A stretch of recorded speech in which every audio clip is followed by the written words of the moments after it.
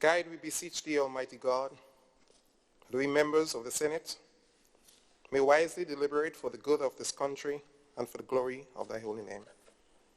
Please join me in the Lord's Prayer. Our Father, who art in heaven, hallowed be thy name. Thy kingdom come, thy will be done on earth as it is in heaven. Give us this day our daily bread, and forgive us our trespasses, as we forgive those who trespass against us. And lead us not into temptation, but deliver us from evil. For thine is the kingdom, the power, and the glory, forever and ever. Amen. Good morning to all. Pray be seated.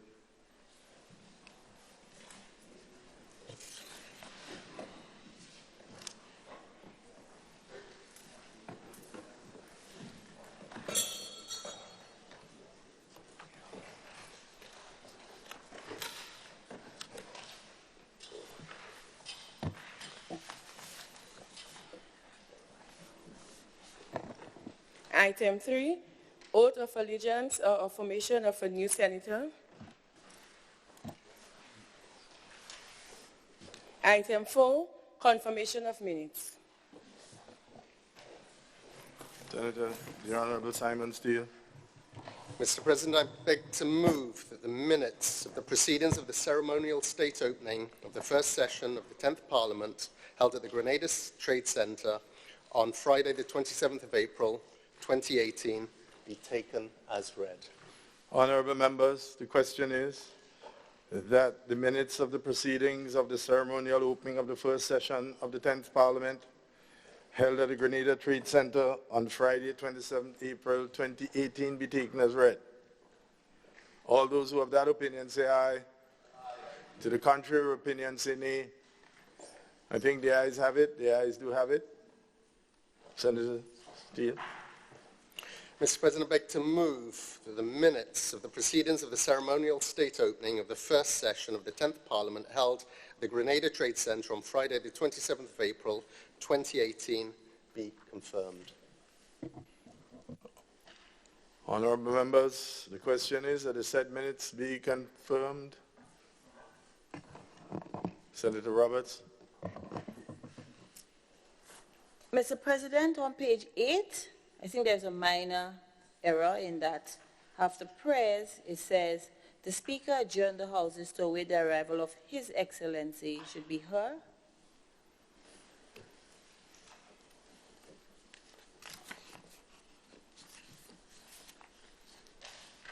Noted. Honourable members, the question is that the said minutes, that the correction be confirmed. All those who have that opinion say aye. Aye. To the contrary view say nay. I think the ayes have it. The ayes do have it. The minutes of Friday the 27th April 2018 is confirmed with one correction. Senator Steele. Mr.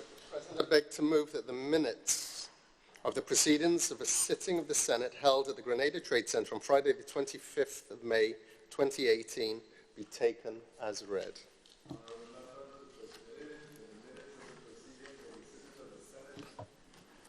Held at the Grenada Trade Centre on Friday, 25th May 2018 be taken as read.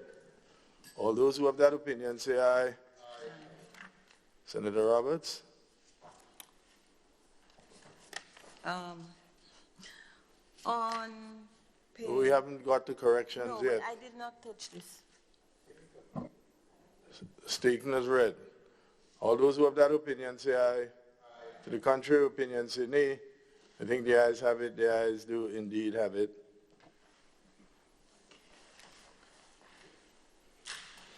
Mr. President, I beg to move that the minutes of the proceeding of the sitting of the Senate held at the Grenada Trade Centre on Friday, the 25th of May, 2018, be confirmed.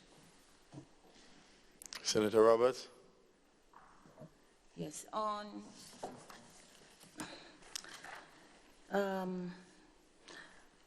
Mr. President, my page number is not visible, but I will take it as the second page. On the prayers, Mr. President made the following announcement And on the fourth line, it's not conclusive. I will have liked to have a more elaborate welcome, but this particular sitting of the House, I couldn't get that, what that meant. Are you offering a correction? Mr. President, this would have to be coming from the Hansard because that's what you said. Just draw my attention again to the particular page. It's page 2. Sorry, it's page 2 of the starting of the minutes. I mean, it may not be page 2 because, as I'm saying, from the photocopy, I'm not seeing. What number, what line is it, what is the correction? It's 1, 2, 3, 4. Hello? Page 13? Okay, it's page 13. It's the fourth line.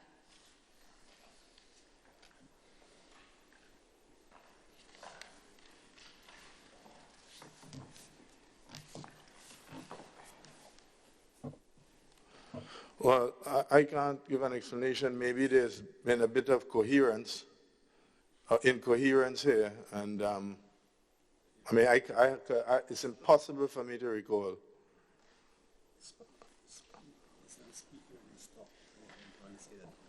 Yes, the clerk explains that I was speaking, because remember this is recorded speech. It's not written prose.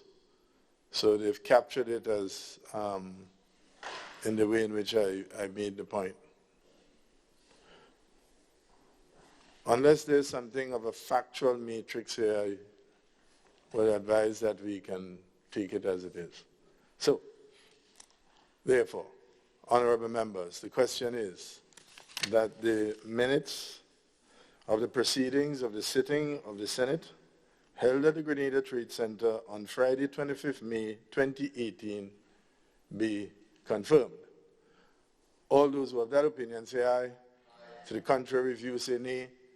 I think the ayes have it. The ayes do have it. Senator Steele. Mr. President, I beg to move that the minutes of the proceedings of the joint sitting of Parliament to open the new Parliament building at Mount Weldale, St. George, on Thursday the 21st of June 2018 be taken as read.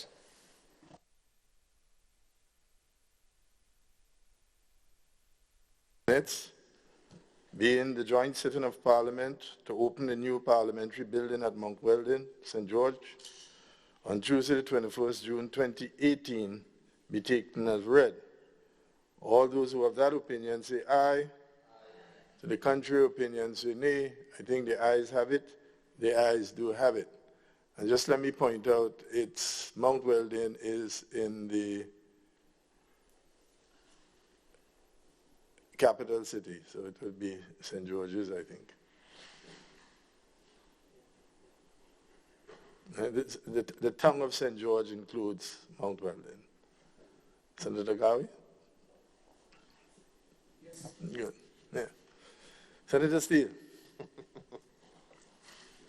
Mr. President, I beg to move that the minutes of the proceedings of the joint sitting of Parliament to open the new Parliament building at Mount Weldale, St. George's, on Thursday, the 21st of June 2018, be confirmed. Honourable members, the question is that the minutes of the proceedings of the joint sitting of Parliament to open the new Parliament building at Mount Weldon, St. George's, on Tuesday, the 21st June, on Thursday, the 21st June 2018, be confirmed. All those who are of that opinion say aye. Aye. The contrary opinion say nay. I think the ayes have it. The ayes do indeed have it. Mr. President?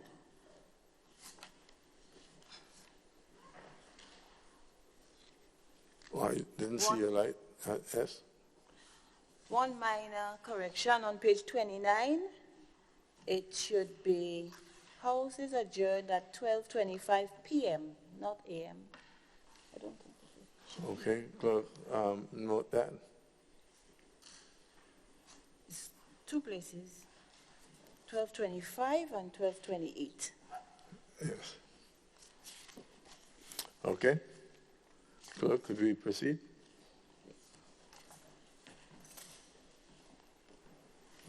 Item 6, announcements by Mr. President.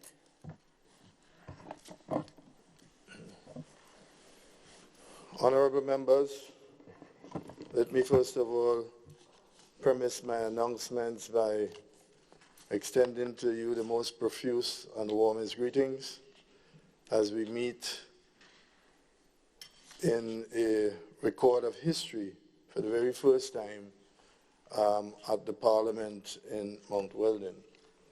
Honorable members, I have to advise that I did receive notices from two senators.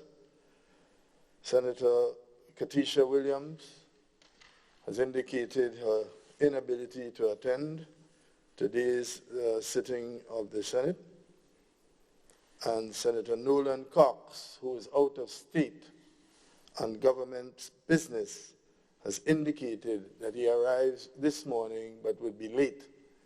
In fact, he will be coming to this sitting of the Senate straight from the airport. So these two other announcements been made. Let me begin, first of all, by spending a moment in special recognition to the freshman senators. I know language now is supposed to be gender neutral, so maybe I should say fresh persons, but I don't necessarily have to be politically correct. It is indeed a wonderful opportunity, and I think you would agree with me, to be chosen to serve your community and your country at the level of Parliament, the highest institutional body of state.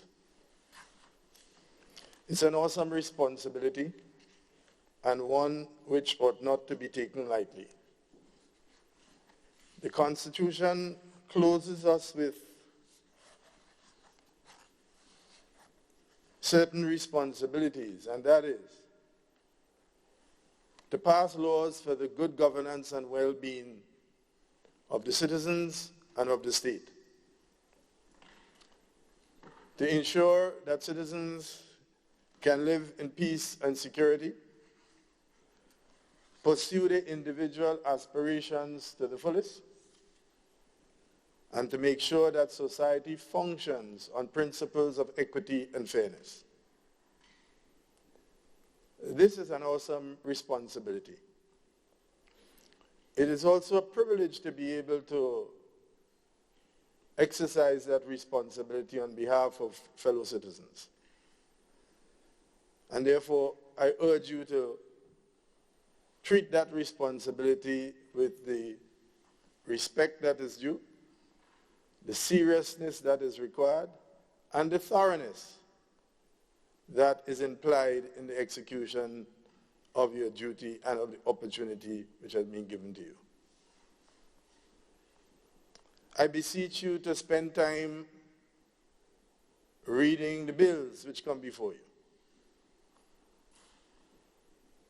I have had the opportunity and privilege of serving in the House of Senate for a combined period of, I'm going on now to my 28th year.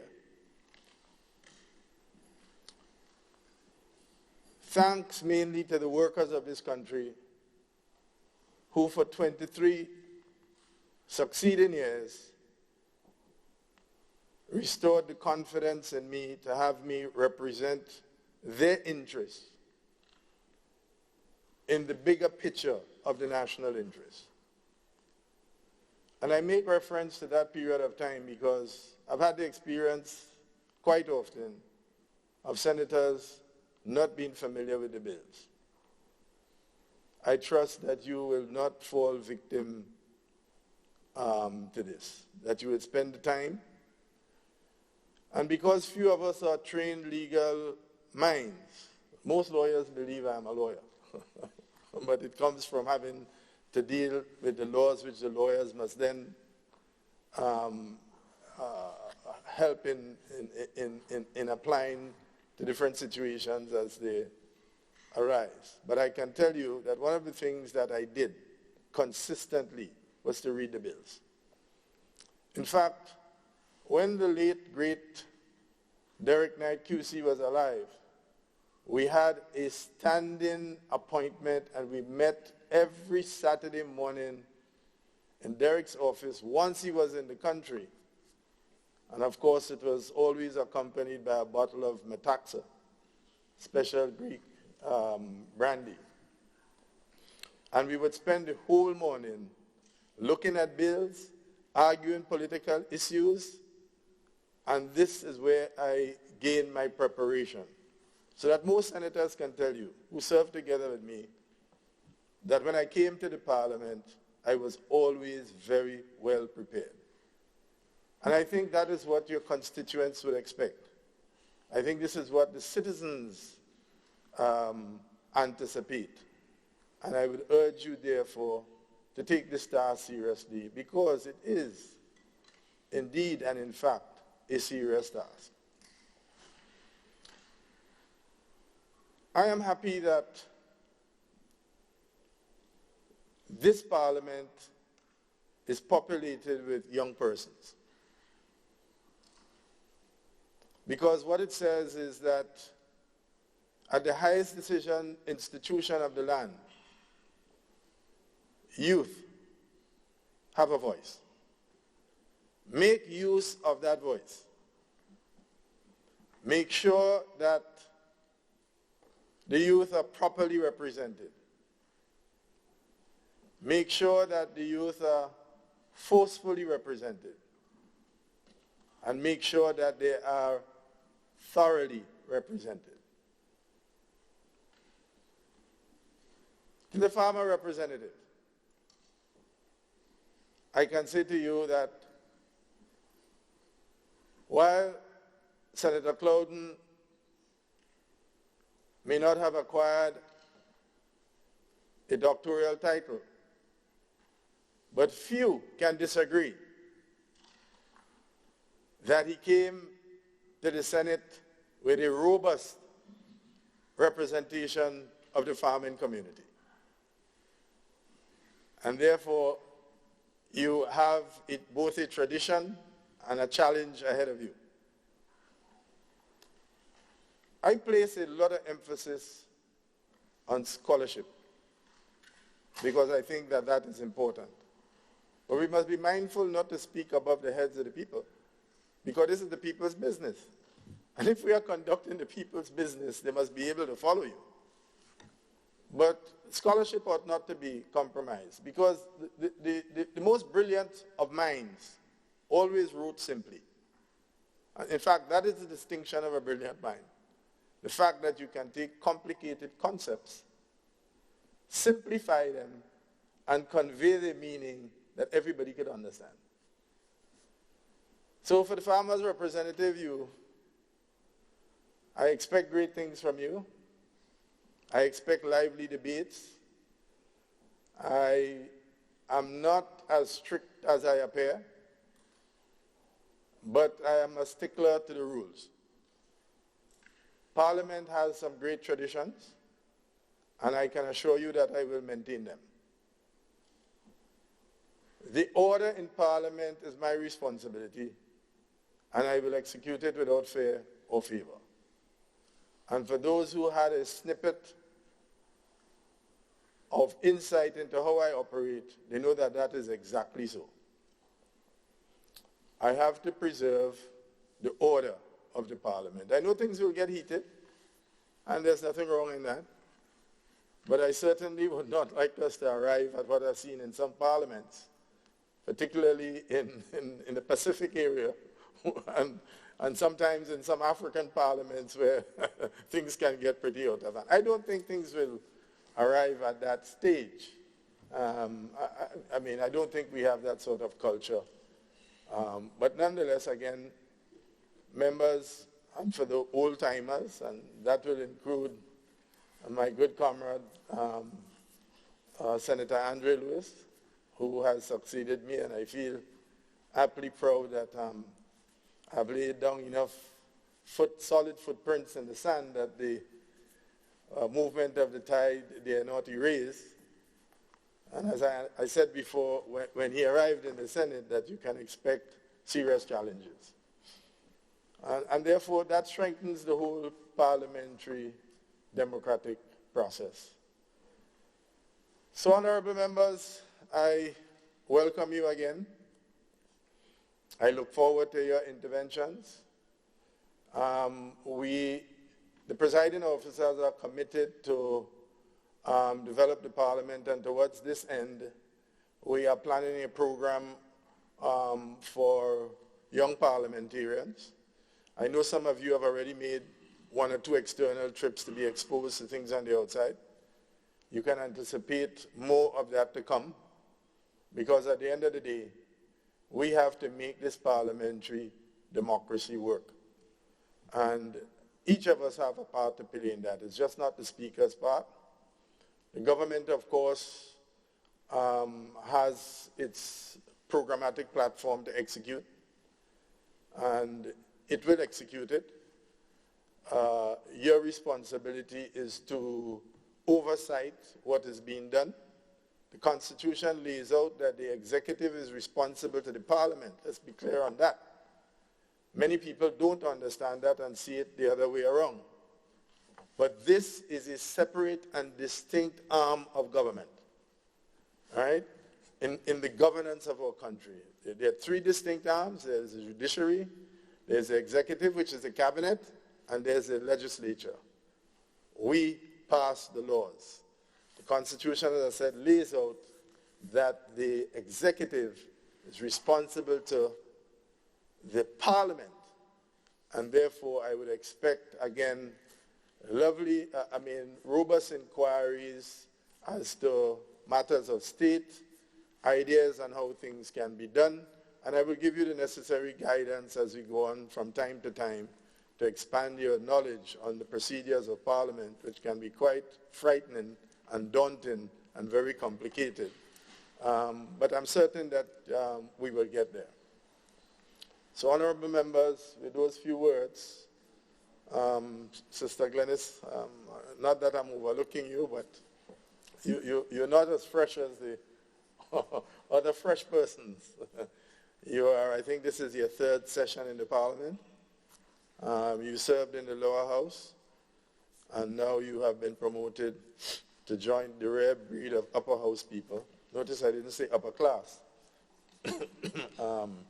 So, once again, Senators, I wish to thank you most profusely and most profoundly, and I look forward to a very engaging session of this 10th Parliament. And I thank you.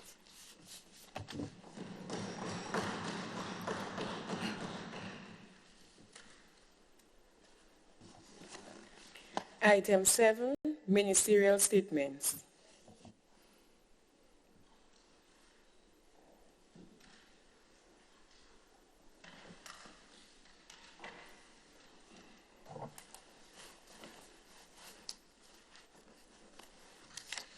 Thank you very much, and good morning again. And Mr. President, I listened to you for a while, and I said, I don't mind continuing to listen for a little while. You remind me of those old days. But I want to take this opportunity to say how pleased I am to be the first senator making ministerial statement in this wonderful edifice. This is indeed a historic day for all of us to be present in this atmosphere, in this building, this magnificent building. As one Prime Minister said, it's like a city on the hill, and when you look over to the lower parts into the capital, it's therapeutic. And I really want to commend the government for the vision and to working that hard to finding the resources to ensure that we construct. And today we all can, as proud Grenadians, assemble, discuss the nation's business in such a wonderful setting. I look forward to this cycle of engagement, and I want to say also a special good morning to my fellow senators on the other side. It's indeed a pleasure looking over and seeing all these happy faces. Mr. President, I know I have 15 minutes, but I trust that 15 minutes was not discounted. The time I spent in greeting everybody didn't. Well, Senator, you know, I'm fairly liberal. This is the business of the state. And if you are giving information, which you are required to do, I would not necessarily stop you. So, thread without fear. Much obliged. Thank you. Mr. President, I have a number of areas which I have to cover, and I want to move quickly into it. I want to start off with disaster management. As you know, we are presently in the hurricane season which runs from June 1 to November the 30th. And I am pleased to inform this honorable House and the nation that NADMA, through its inspection committee, would have conducted shelter inspection between the period of February 4th and April 28th. And as a result of this inspection, some 110 emergency shelters have been certified for this hurricane season, 67 of which primary shelters, 43 secondary. And as we know, primary shelters are shelters that can accommodate persons prior to and during the passage of an event, hurricane or storm as the case may be. But secondary shelters can only accommodate persons after the passage of that event.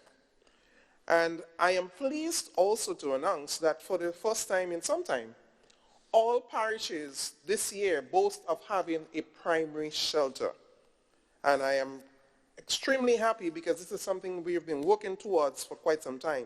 But I must indeed say that our work continues as it relates to ensuring that shelters are available and persons know where they are and they can accommodate them. And to this end, I would like to remind the House that through the workings of the Canada Caribbean Disaster Risks Fund, Grenada was, through a grant, given some $200,000 to upgrade some 10 emergency shelters to facilitate persons with disabilities and the elderly.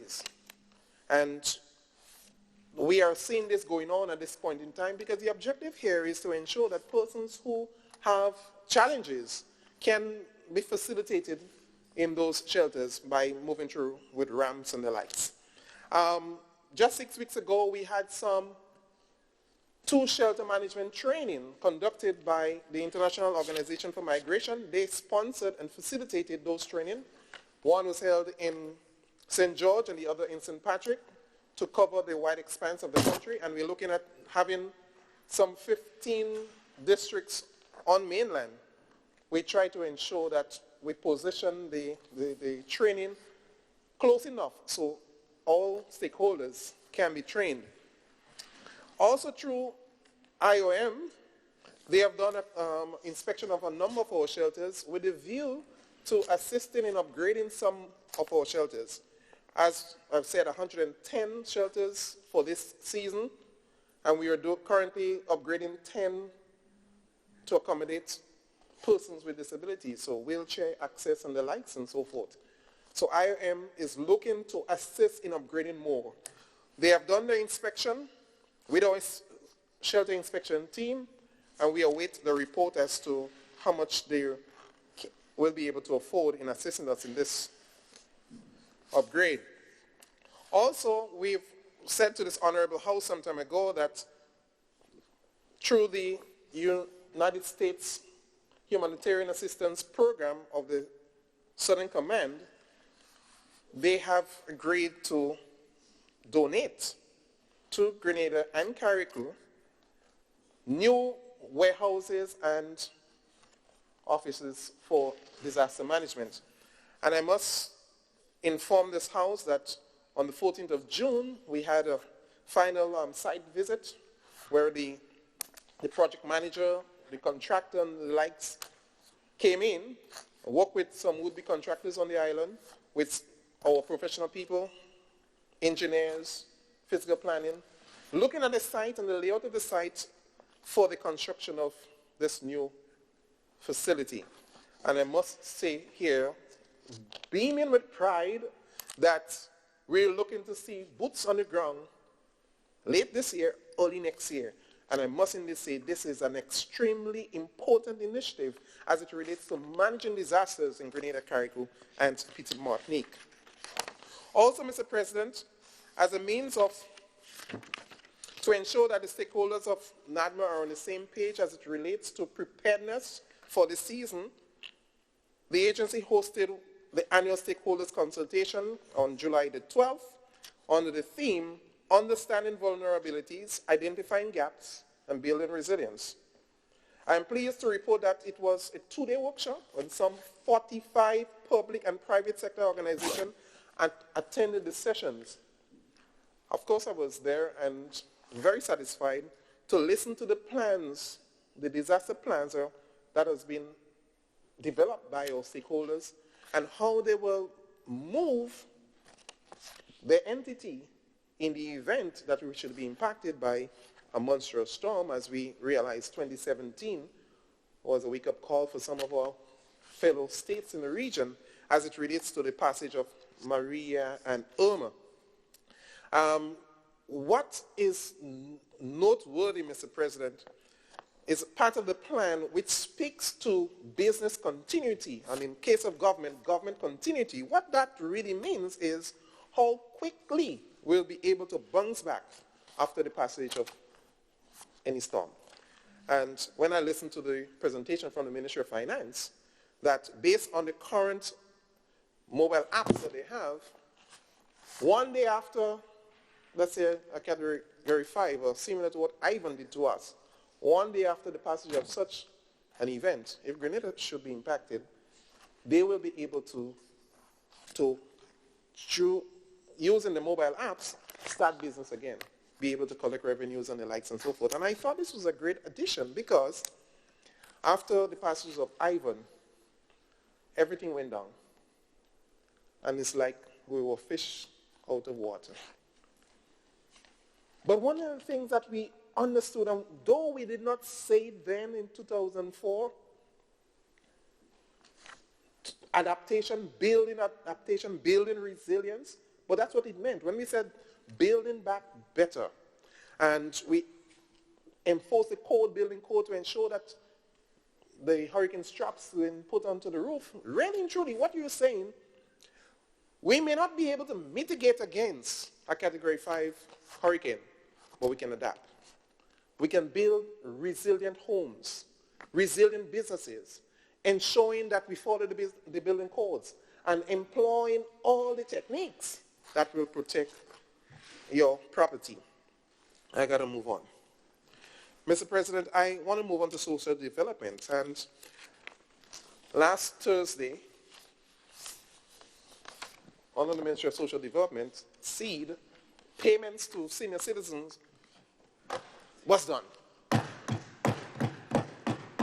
That is a historic development. You know, we've been looking for some ways and some means to alleviate some of the stresses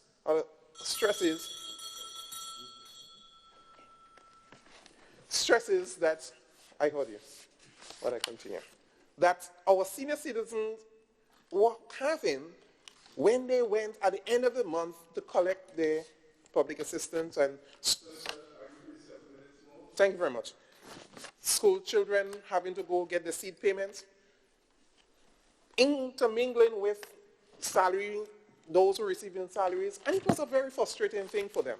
So what we have done is to move payment to seed recipients the one before the last Thursday, or the third Thursday in the month, so as to take them away from this hassle. And I think this is very proactive, but it speaks to a very fundamental principle of this government. Finding ways and means to make life easier for our citizens. And I want to say this is a commendable act. And I want to commend the Ministry of Social Development for this. As you know, there are issues as it relates to sexual crimes perpetrated among our young people. The ministry continues to work with the Royal Grenada Police Force, and with their support, they establish the rolling out of Special Victims Unit in collaboration with the Royal Grenada Police Force. And this will be done after the carnival. And the new department will deal with three aspects: intervention at the community level with the aim of prevention, intervention and support to victims, and general follow-up. This is important, Mr. President, because we are saying no to crime against our young people, no to crime against our senior citizens. Moving on to the Ministry of Health, Mr. President, it was a promise made to all the qualified nurses in this country of providing them with employment. And I remember the cry for a number of our trained nurses who were at home, and the space was not available to bring them on permanently, and they were given temporary appointments in the General Hospital and other health facilities around the country.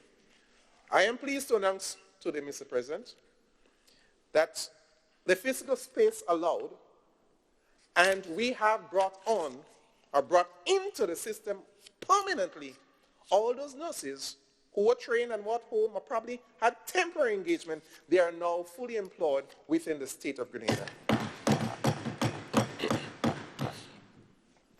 Phase 2 of the hospital project continues, and we are working assiduously with our contractors and the Ministry of Infrastructural Development to ensure that our timeline of November to fully occupy this building in November is realized. And we're working non-stop to ensure it happens. Gone are the days when the steel structure stood as an eyesore, and it was like an embarrassment. But as I've said before, it was a simple remedy. The steel structure was funded by the Bolivarian Republic of Venezuela, and it was put together by our brothers and sisters from Cuba. It was a simple issue of protocols. Within Cuba, they hang the elevator, not the elevators, but the AC units on the outside of the building. Within PAHO, the protocol is that the AC should be in the ceiling. The building had 5 floors, and definitely they were too low to follow the protocol of PAHO. So all that it had to take was to remove, disassemble the steel frame and make it 4 floors rather than 5. And with doing that, we're able to put the AC in the ceiling. Simple fix, but it appears to have been beyond the imagination of so many before. Today we are happy that when you drive up into the compound and looking at this magnificent facility, it will aid in healthcare in the country. Because it's not just about providing a facility, it's a service. But what we do know, when you provide an environment that is conducive for people to relate well with others, it aids in health, in the recovery process. So I'm extremely happy, Mr. President, that we are working towards finalizing, fully utilizing this new structure in November. I also want to say, Mr. President, that we continue to work with our auxiliary hospitals, like the SmartIN project in Princess Alice, that it should be completed pretty soon. As a matter of fact, there was the contractor was to hand up the building on the 17th of July, but he had his own delays. And we may see some change as it relates to new contractor coming on to finalize the sort of works, and the building should be handed over to the people of St. Andrews and St. Patrick's who are served by Princess Alice Hospital. Also, we're looking forward to seeing the commencement of the same SmartIN project in Princess Royal in Carriacou. what we're trying to ensure, Mr. President, with all the construction of the new building, that climate resilience is embedded deeply within those structures. As I've said, you have to adapt, so ensuring that your structure is built to withstand what is known as the new normal these days, Category 5 hurricanes. To move on, Mr. President, I want to quickly run, if I have the time, to look at some aspect of infrastructure development. Mr. President, the new buzzword on the street these days is the environmental warden, or the road warden. What is this about? We know, historically, we talk about the seasonal debushing program where we may have some 530 odd crews cleaning the country over 4 fortnights within the year. We are saying they have been basically taking care of the bushes, but the drains, some of the overhangings still remain. And one of the issues that NADM has been promoting is developing disaster risk strategies.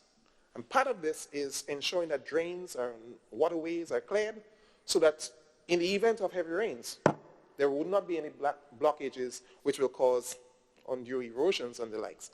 So this road or environmental wardens, 64 crews, will be employed year-round, and they primarily will be focusing on clearing of drains, cutting of overhanging, and building on the aesthetics.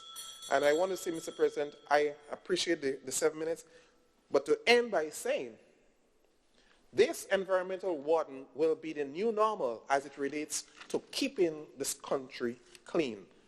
I thank you.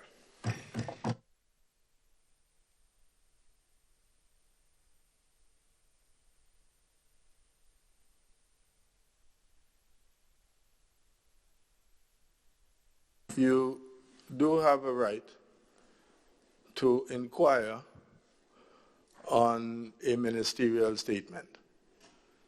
So if there's something you wish to clarify, this is an opportunity on which you can question the senator making the ministerial statement.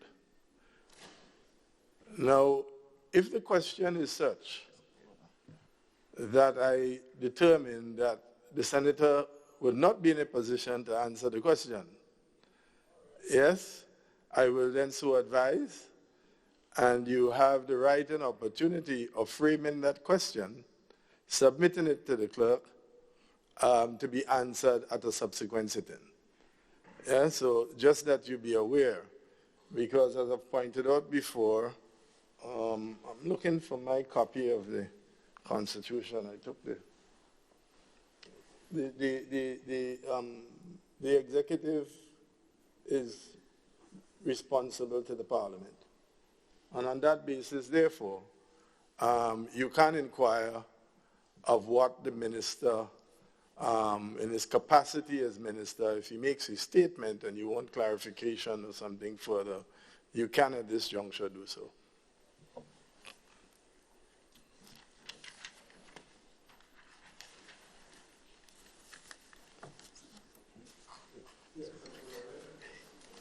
Yes, Mr. President. I have to keep angling myself. No problem. Mr. President, I want to say that I am pleased to hear the Minister for Disaster Management speak about the importance of being proactive after the passage of any hurricane or tropical storm. But, Mr. President, I have a question for the Minister immediately. What I want to point out is the fact that mention was made of a mobile application to collect payments, let's say after a Category 5 or 3 hurricane has passed. And, Mr. President, I would like to know about the security of this mobile app. We know that cyber crimes is high on the agenda of many throughout the world, and I have not heard anything in relation to that. Now, it's very interesting because I want to say the last time we had the passage of Hurricane Ivan, Category 3, we know there were many allegations of massive corruption in ARD, just to name a few, and monies being collected for benefiting the people, and they did not reach. So I would just like to know the security of that mobile app, if it is secured from the angle of national standards and international standards.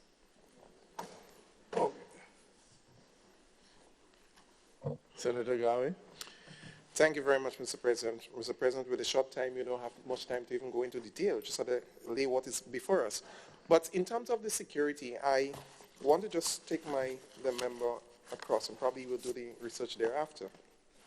When the government would have established through the report the Asecutor system, very embedded, very secure, very protective.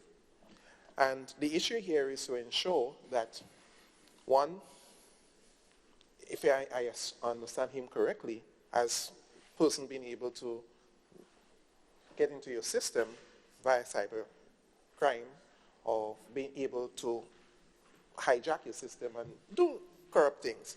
No, it's not possible. And secondly, if I think I understand where you're going as it relates to, you talk about ARD and what happened in 2004. I don't want us to cast aspersions on our honorable officers within the Inland Revenue Department.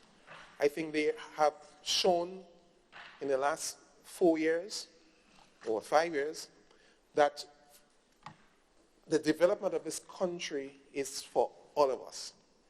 And it's the first time we have seen consistently every month that the ARD would have met its targets or probably even surpassed the target in terms of revenue collection.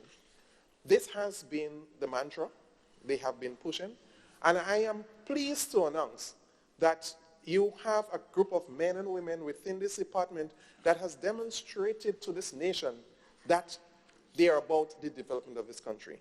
So if there was any perception, I want that to be erased, that we have some honorable men and women working within our Inland Revenue Department. And let's continue to commend them for the good work they have been doing for this country.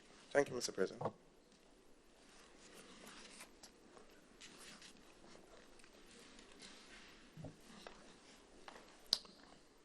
Senator the Honorable Nolan Cox. Oh, sorry. Senator the Honorable Andre Lewis. Mr. President, thank you very much. And Senator Gawi, thanks for the information relative to the status of the nurses. I mean, regardless of how many, but my question is to seek clarity. The nurses that have been made permanent, are they the registered nurses that were with, I think it was Grand Case? And are they all now within the permanent establishment of the public service, so that they will fall under my sister union, the Public Workers Union, just as a means of clarity, just for clarity, because I know that there were some concerns established here. Mr. President, the information that was given to the General House is that they were temporary, so they were working through Grand Case for 3 days a week and not established. Now they have been regularized.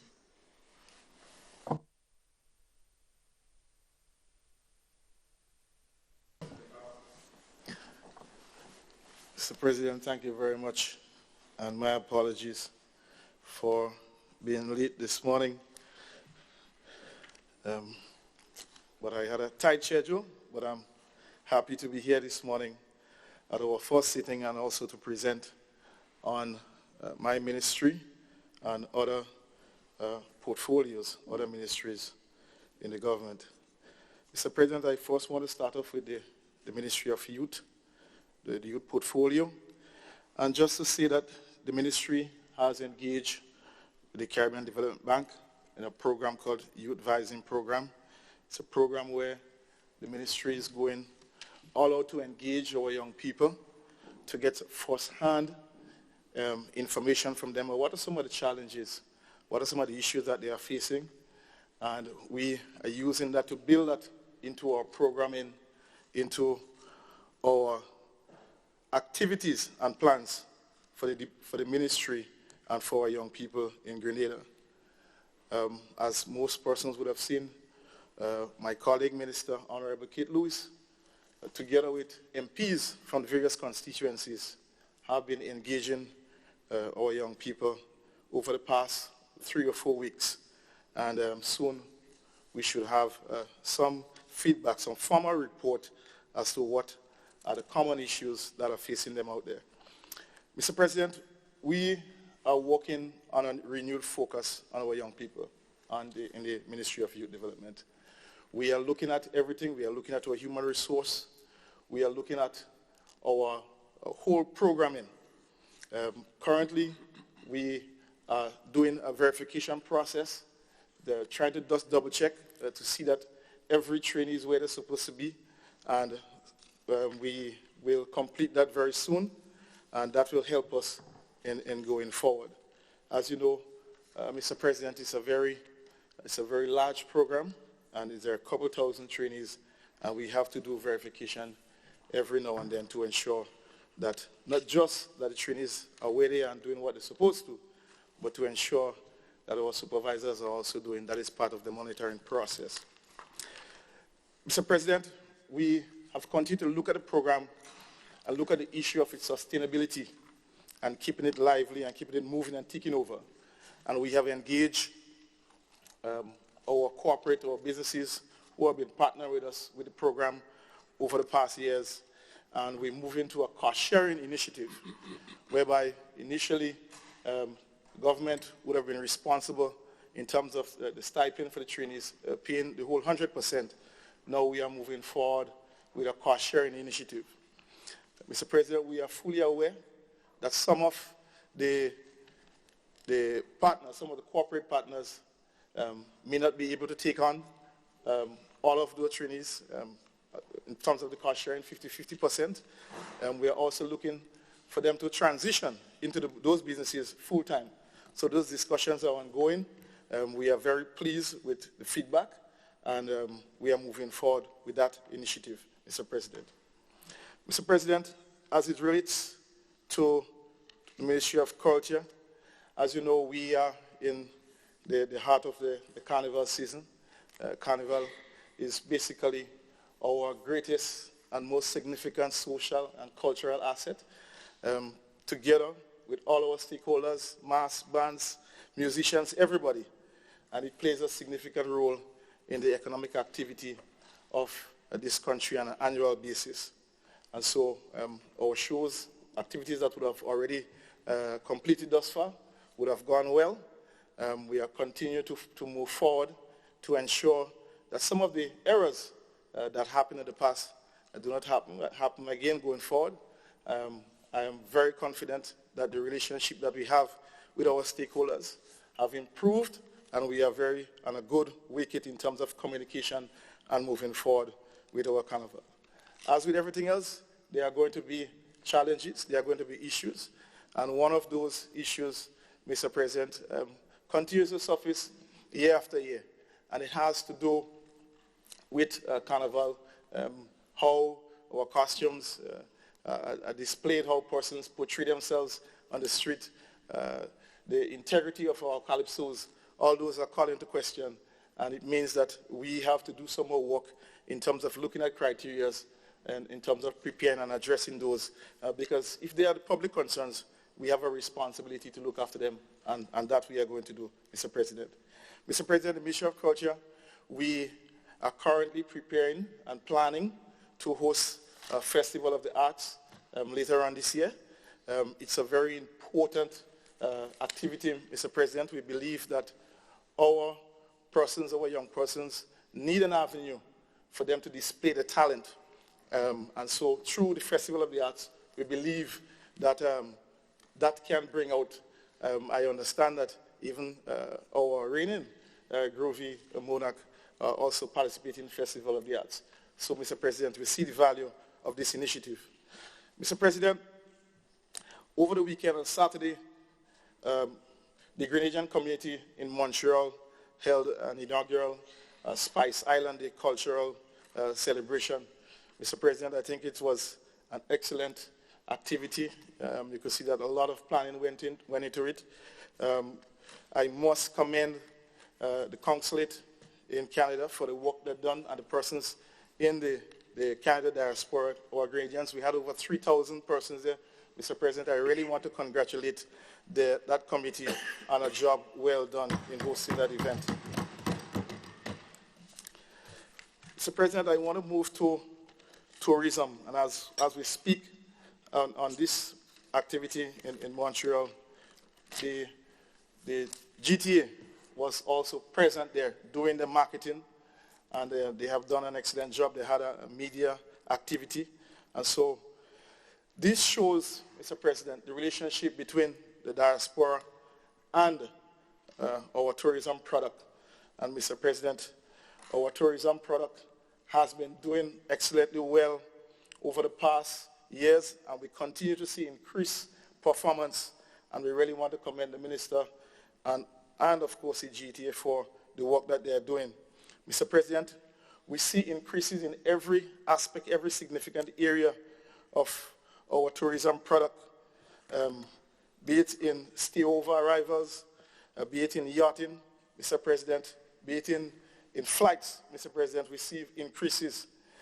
In terms of raw numbers, January to May 2017, in comparison to the same period for 2018, Mr. President, we see an increase in over 30,000 yacht increase, Mr. President. I think that is commendable. In stay-over arrivals for the same period, Mr. President, an increase in over 6,000 persons, Mr. President. I think that is also commendable. Mr. President, we see increase in flights. Even Liat has increased the flight, and it says this is something good for Grenada. A lot of economic activities taking place in Grenada, Mr. President, and we want to commend all those who are partnering with us to ensure that we move forward successfully. Mr. President, as regards to sports, Mr. President, we are very happy to announce that the Windward Islands Volcanoes, or Windward Islands cricket franchise, have chosen Grenada as their new headquarters, as a home. They haven't given us any definite period when they're going to end that partnership, but they are here, Mr. President, and we are happy to welcome the Windward Islands franchise in Grenada. We believe that we have the best facility to accommodate them and the structure, Mr. President, and so we congratulate them on their move and to let them know that the Ministry of Sports will be working with them to ensure that sports continue to flourish, especially cricket, Mr. President. As you know, they have indicated that they are going to get some of the players to incorporate in our local cricket teams, that will even help to improve on the skill and the ability for our young cricketers, Mr. President. As you know, this weekend we have the Under-15 final taking place in Carriacou, which of course Carriacou is one of the finals. I must congratulate Carriacou, of course, Mr. President. Please excuse my bias, but I can't help it. So we want to commend all those who are working hard to ensure that sports continue to thrive. Mr. President, we are looking at a number of initiatives in the Ministry of Sports in terms of our programming. We recognize that is an area of weakness, and we recognize there are some of our sporting disciplines, there are some work to be done. And we are continuing to work with our stakeholders, work with our staff, and we are moving in a direction which we believe that going forward we can see more improvements, Mr. President. Mr. President, in the area of agriculture, Mr. President, we know that it has been an area of significant discussion, and for good reason, Mr. President. It should be, because of its significance, because of its history, because of its impact on our nation and our development, and most importantly, the importance our farmers have played over the years in Grenada's development. Mr. President, the Ministry of Agriculture and Lands continue to focus steadfastly on training. A significant number of training have been done in the area of pests and diseases, soil, food safety, and a number of other areas, Mr. President. We believe that these initiatives are critical in terms of improving the capacity of our officers and also our farmers to ensure that we continue to prepare ourselves as the industry continue to change, continue to move. We also have to keep up with it if we want to be successful, Mr. President. Mr. President, I believe, Mr. President, I don't believe I did all that, but thank you very much, Mr. President. Mr. President, I just want to touch on a very important initiative that the Ministry of Agriculture and Lands have embarked on and has paid a lot of attention to and is working towards ensuring that we implement it in a successful way, Mr. President, and that activities is a farm labor support program. Mr. President, we recognize that the support that our farmers need, some of our farmers need in terms of preparing either it's primary tillage, secondary tillage, or even in terms of clearing, giving them that assistance to increase their productivity and to make their initiative as viable as possible. Mr. President, I believe that we as a ministry, as a government, have a responsibility to do everything that we can to ensure that our farmers succeed and succeed every time. Mr. President, and through our farm labor support program, we believe that this initiative can do that and can make an impact. And so we are working towards implementing that. Mr. President, we also want to indicate that the SIRE program that is coming on stream, initially it was called MAREP, and now it is reconfigured.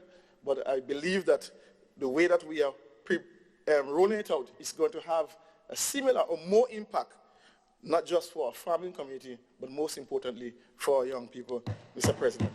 So, Mr. President, this is just a few reports that I want to give on behalf of my ministry and other ministries of fellow colleagues, Mr. President. Thank you very much for your time. Thank you, Senator Cox. Senator Cristiani. Thank you, Mr. President. I have two questions for Senator on the other side. And the first one is to deal with tourism and flights. I welcome the fact that you have said there are increased flights, but I also note that our Prime Minister recently said that we are going to be helping in the support of LIAT in terms of financially contributing. And one of the issues that have constantly been raised is the issue of cost of flights and LIAT in particular and cost of travel. I want to know if our government, through your office or through GTA, is looking at how government may assist in reducing the cost, because a large percentage of the cost of a ticket has to do with taxes that is instituted by each government, whether it's through landing fees or other things. So that's the first question. And the second one is in relation to sports. When would we see the lighting of the National Cricket Stadium? Thank you, Mr. President.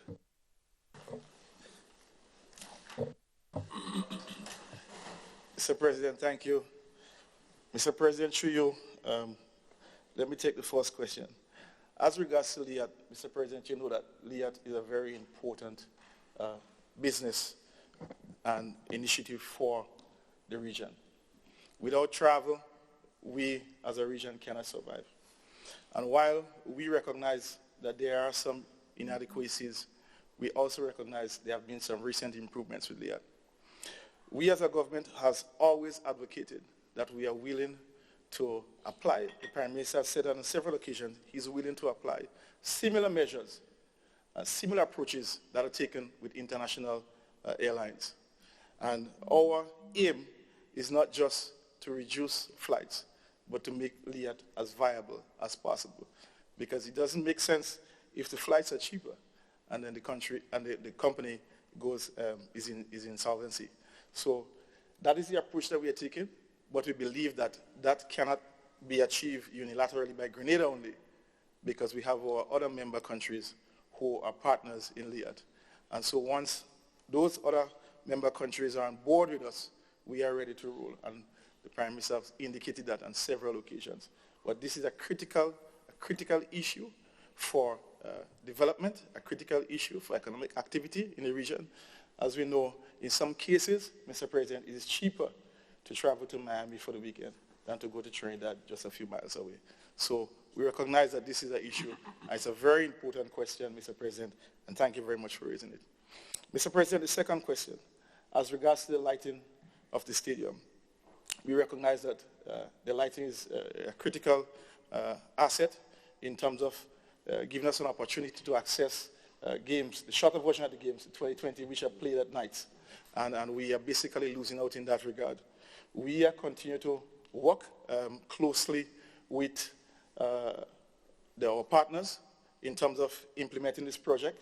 We had some setback as regards to a delay, and some of it is as a result of the proximity of the election, and as such, we had to kind of reset in terms of the bank go back and do over some of the things because the agreement that we had with the bank, the time had expired, so we had to go back and reset. So that has pushed back the implementation a little bit, but I cannot tell you that is one of the initiatives that is a priority for the ministry. Thank you very much, Mr. President.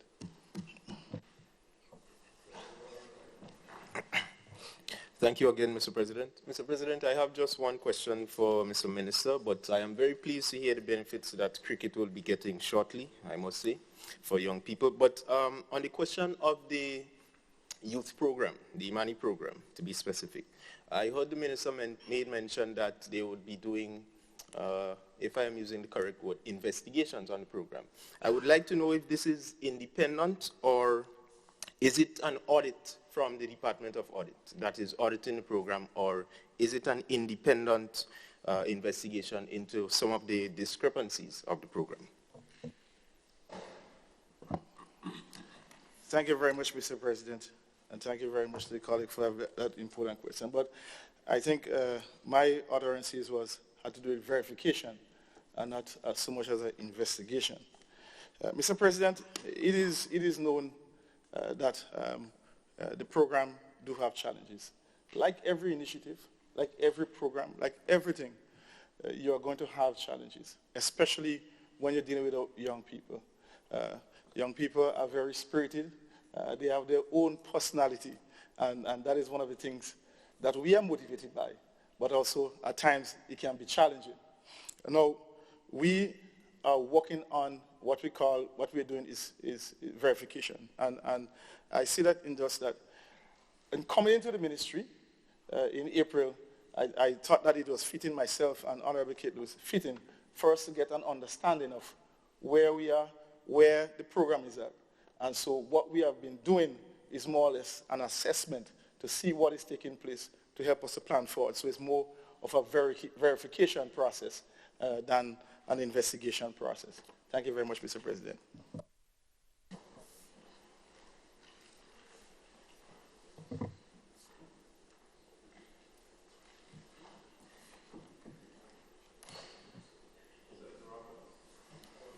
Thank you, Mr. President. Minister, Senator, my question is on Carnival Calypso integrity of the product. You noted that you have challenges, but as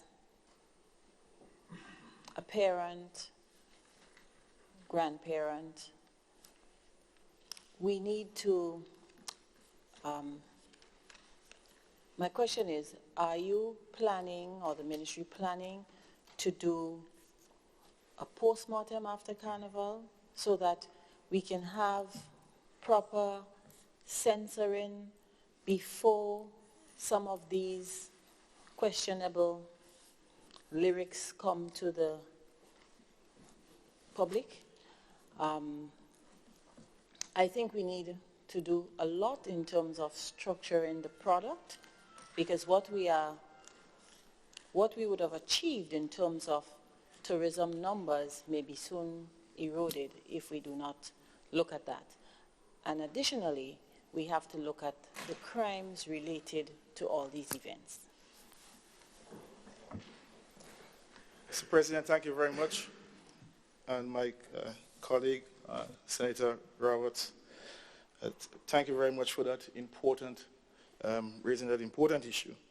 As I indicated, Mr. President, in my presentation, we recognize that not just the issue of Calypso, but also the issue of how persons conduct themselves, how our costumes have been constructed, are also called into question.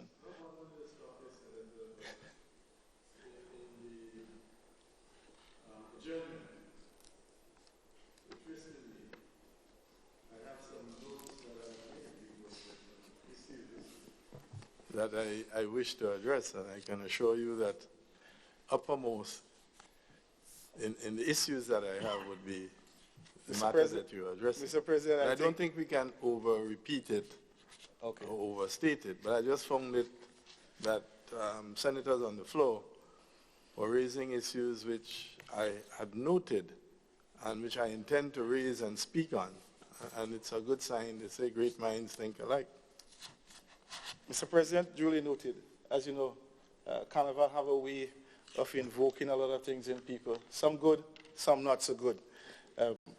But as it relates to the issue of Calypso, and I've said it publicly, one of the things that we have looked at and discussed, we recognize that there are no actual criteria in place right now for addressing that issue as it comes upon us. I think initially they had something and there were some problems and it was removed. That is the information that met me. However, what we recognize is that there have been an increase in participation. And so that in itself is good. And so it means that there is a clear opportunity for us to look at the issue of educating, maybe doing some more classes in terms of working with the young Calypsonians, in terms of constructing the Calypsos. I think we need to do that. We probably need to do some more awareness, apart from just the rules. Because, Mr. President, at the same time, I do not think that we should just do things to demotivate or remove that surge in participation. That is what we want, but we want it to be constructive. And so I take your point that is something that we have to look at. That is something that we are going to look at. It is customary that we do a post-mortem, and that will be done. Maybe the issue of the Calypsos and how we treat with it, we might have to do it separately in terms of a more general consultative process. Go out in the various committees, get some feedback, meet with our stakeholders. But we recognize that that is a current issue that really needs looking after, Mr. President. But as you see, Mr. President, it is right upon us.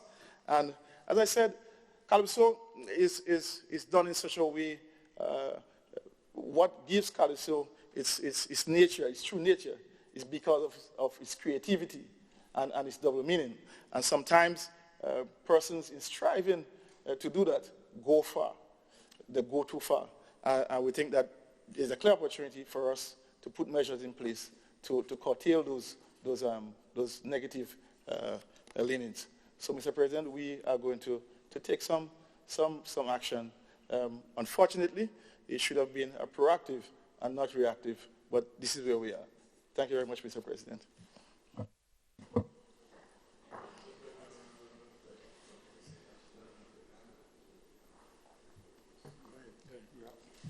Okay. Thank you very much, Mr. President. And since this is my first intervention in this honorable house, I would like to take the opportunity to say thank you to my constituency for giving me the privilege to be here and to make the interventions that I will make over the years.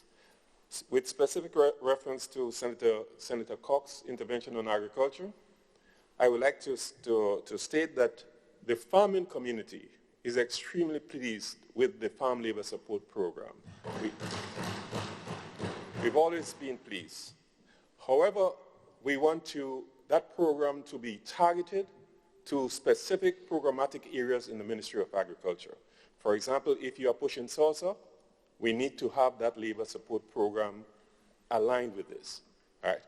The question I want to ask at this particular point in time is, for the identification of the farmers who would be receiving support for this labor program, have you been involved in the farmers organization to do the selection or to help you select the farmers that are going to be targeted, so that the monies that are being spent for this program, which is extremely important, that we have the impact for the areas that we are focusing on? So that's my question. Are you involved in the farmers' organizations? Thank you very much again, Mr. President, for the opportunity to respond to this very important issue and important sector. Mr. President, I didn't go in detail as regards to some of the areas that the Farm Labor Program will be targeting. We'll be targeting avocados, cocoa, nutmeg, and soursop.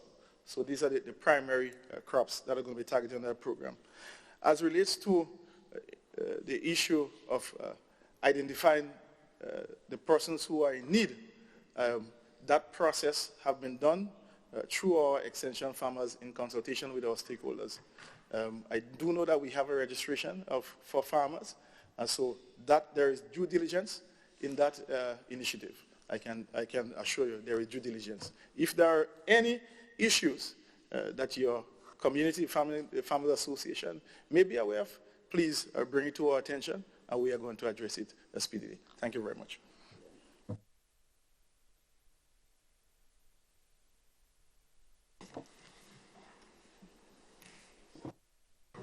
Simon Steve. Thank you, Mr. President. Mr. President, I have a lot of ground to cover in my presentation, so I hope you'll be as generous with me as you were with my colleagues. I would like to take advantage of this opportunity as the first time speaking on the new Ministry of Climate Resilience, Environment, Forestry, Fisheries, Disaster Management and Information to apprise this House of the rationale for the establishment of this new ministry. And in addition to that, I would like to speak on some matters coming out from the Ministry of Finance with the recently published Fiscal Responsibility Oversight Committee report. So those are the two areas I would wish to cover. So with regard to the Ministry of Climate Resilience, the rationale for the establishment of this critical ministry is so that we as a government, as a country, could take a far more strategic approach to facing the challenges of climate change, whether that is how we adapt, how we build resilience into all that we do in terms of our national development, in terms of our country, or how do we mitigate against the causes, even though as a small island developing state, our contribution to climate change is negligible. However, we face the dire consequences of those actions, whether it's sea level rise, whether it's hurricanes, whether it's drought, flood, etc. But the issue and the area of climate resilience, how we adapt to this change in environment, enables us to prepare better for extreme climatic shocks, how to withstand those shocks far better, and then how we recover. We recover the damage incurred, managed less, and our ability to move forward, recover far faster. The other area is the stewardship, better stewardship of our natural resources, having fisheries, forestry, environment under one umbrella. In addition to climate resilience, the information component in terms of public education allows for a more comprehensive approach to this ridge-to-reef concept. This concept that what we do on land affects what happens in our oceans, and what happens in our oceans affects what happens on land. And right now, Mr. President, there is significant international attention on the area of climate resilience, and there are significant international resources available through various funding agencies, whether it's the Green Climate Fund, the largest of the climate financing entities, or the Adaptation Fund, the Global Environment Facility, bilateral arrangements through foreign affairs or other sources. And there is a narrow window of opportunity, I believe, for small island developing states. So the faster that we can coalesce our resources, our efforts in accessing and applying those resources to our national development agenda, the better. And in terms of the progressiveness of our Prime Minister, of this administration, The Ministry of Climate Resilience is the first of its kind within the region, and we've seen others. Dominica has established a similar ministry. Others are following also. So with regard to the construct of this extremely large, extremely complex ministry, there are three ministers responsible. My colleague, Senator Garraway, with responsibility for disaster management and information, and Honourable Alvin Dabrio, who has special responsibility for forestry and fisheries, with myself with overall responsibility. One of the key mandates of this ministry is resource mobilization. So how do we tap into the resources that are available, and the development of a pipeline of bankable bankable projects. And these are based on our various policy areas, whether it's a national adaptation plan, the national determined contributions which speak to adaptation, speak to mitigation, or our national biodiversity strategy and action plan. Whether it is other areas of national development, climate resilience is a cross-cutting function. And it speaks to our infrastructure, it speaks to tourism, it speaks to education, it speaks to health, housing, etc. And my colleagues, Senator Garraway, spoke to some of those in his presentation. Mr. President, there have already been successes within the ministry. In the lead up to the establishment of the ministry, there were already a number of projects that were in that pipeline, the most significant of which is a water resilience project with NAWASA. Through the Green Climate Fund, the G-Cruise project, which is a $125 million EC dollar project, which will help transform our water sector and build resilience, whether it's how we collect water, whether it's how we store it, whether how we distribute it across the country.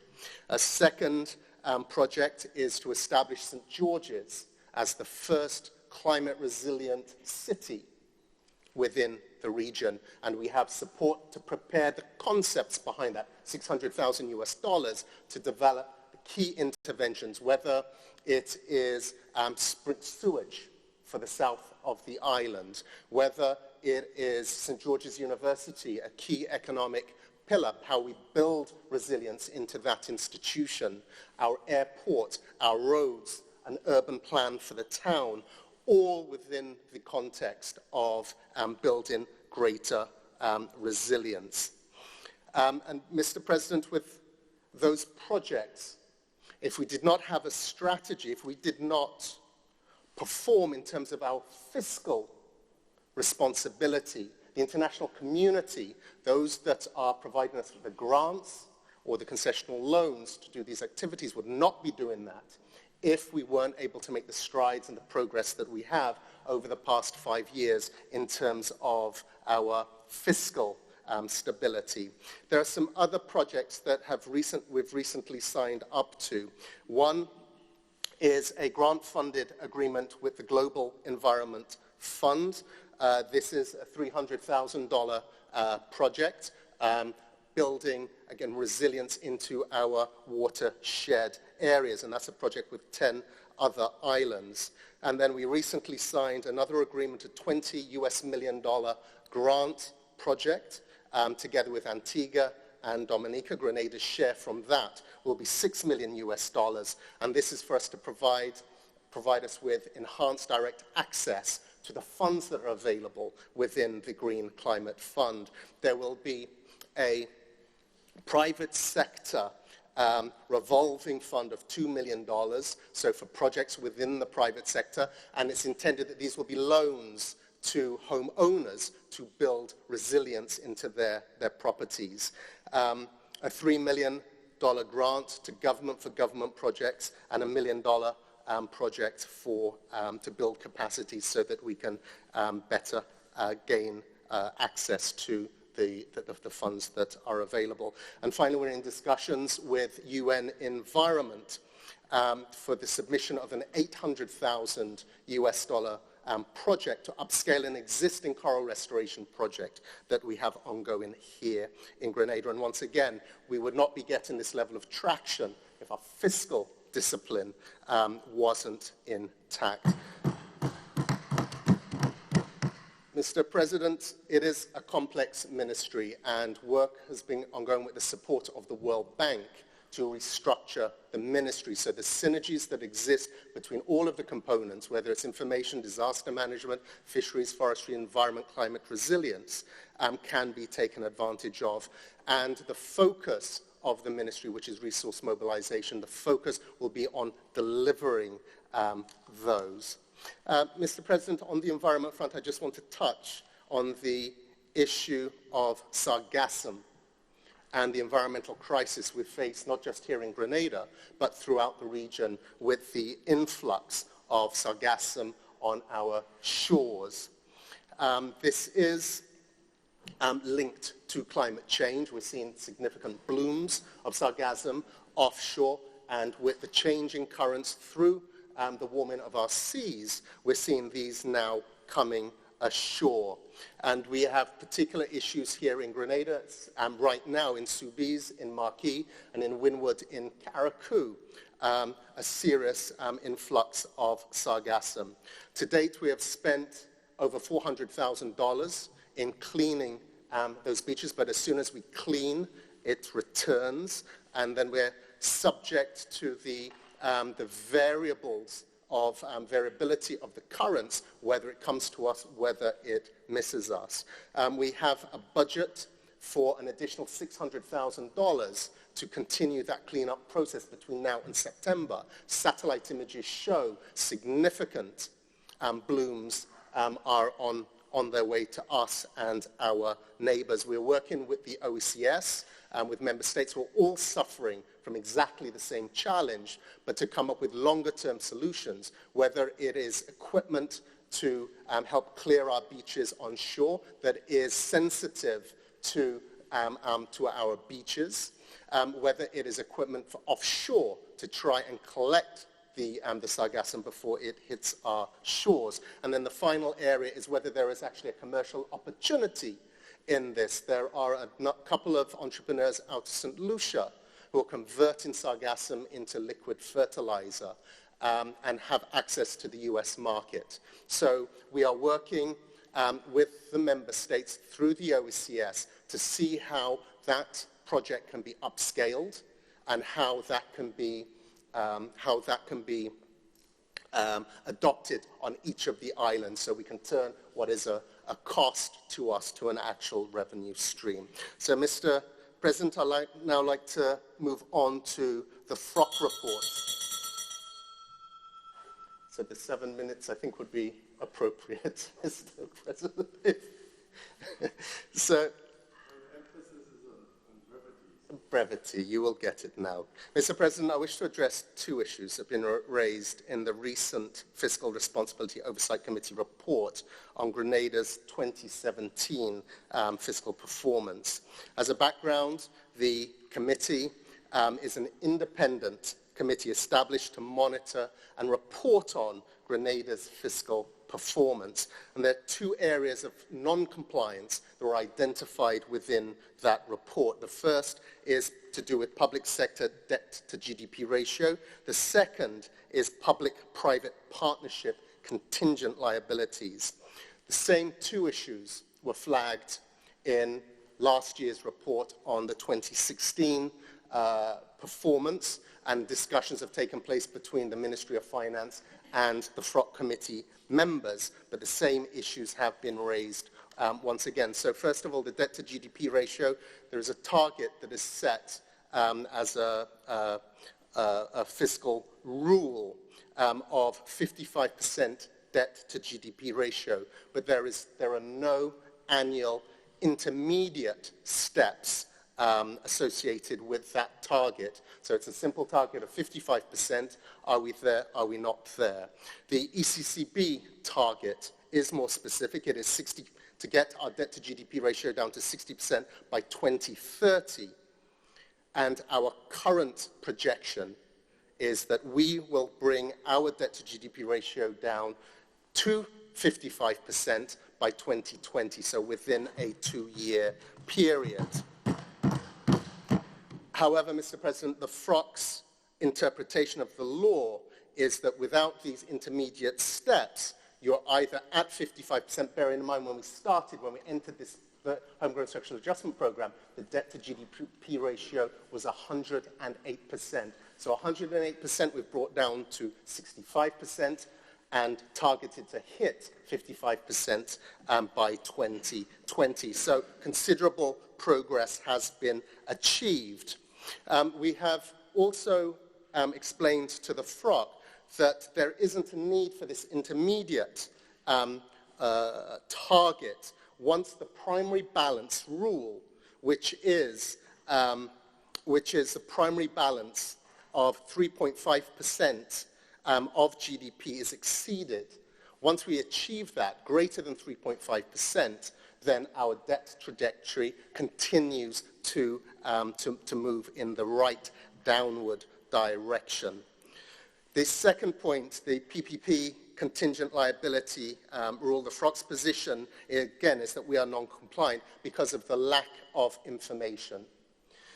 When we started to be monitored from 2016, there have been no public-private partnerships. So their request for data on PPPs is actually irrelevant. We have none. We are in discussion with a number of state-owned enterprises, but there are no agreements in place. So not until that point is reached can information on those entities be provided. So the requirement is that the PPP-related contingent liability cannot exceed 5% of GDP. Because there are none in play at the moment, that number is actually 0, so we're actually meeting it. However, there is further discussion to explain to the FROC why we're actually in that position. So, Mr. President, in closing, a full response to the FROC report will be issued to the committee. It will be available for public consumption, and there is a need for continued engagement with this committee so that there is a common understanding of the terms that are laid out within that. I thank you, Mr. President.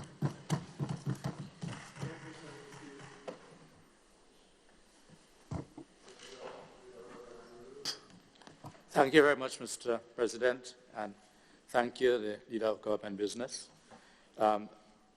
Because it will be fresh in your mind, it should be fresh in your mind, I thought I should ask that question for the clarity of our members and the general public. I know that you have zeroed in on the report on the PPPs. Yes? Could you tell me where we are with the gravel and concrete and also the Grain Postal Corporation? Because these were spoken about very heavily in relation to PPPs. So I would like to know where we are. Okay, thank you, Mr. President. The information I have is discussions are ongoing. I do not have anything specific that I can add to that other than those discussions are ongoing.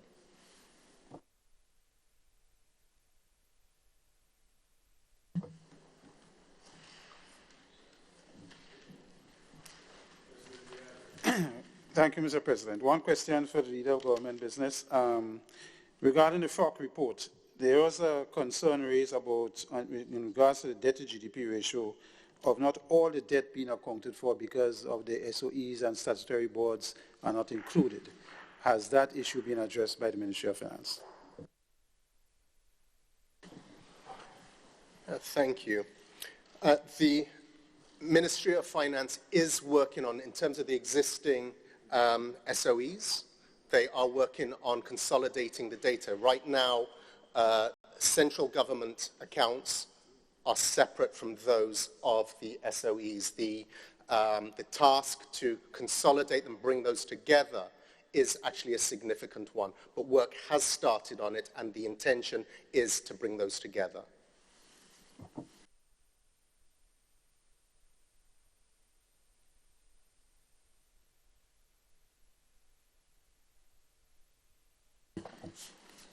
Item 8, presentation of papers and reports from select committees.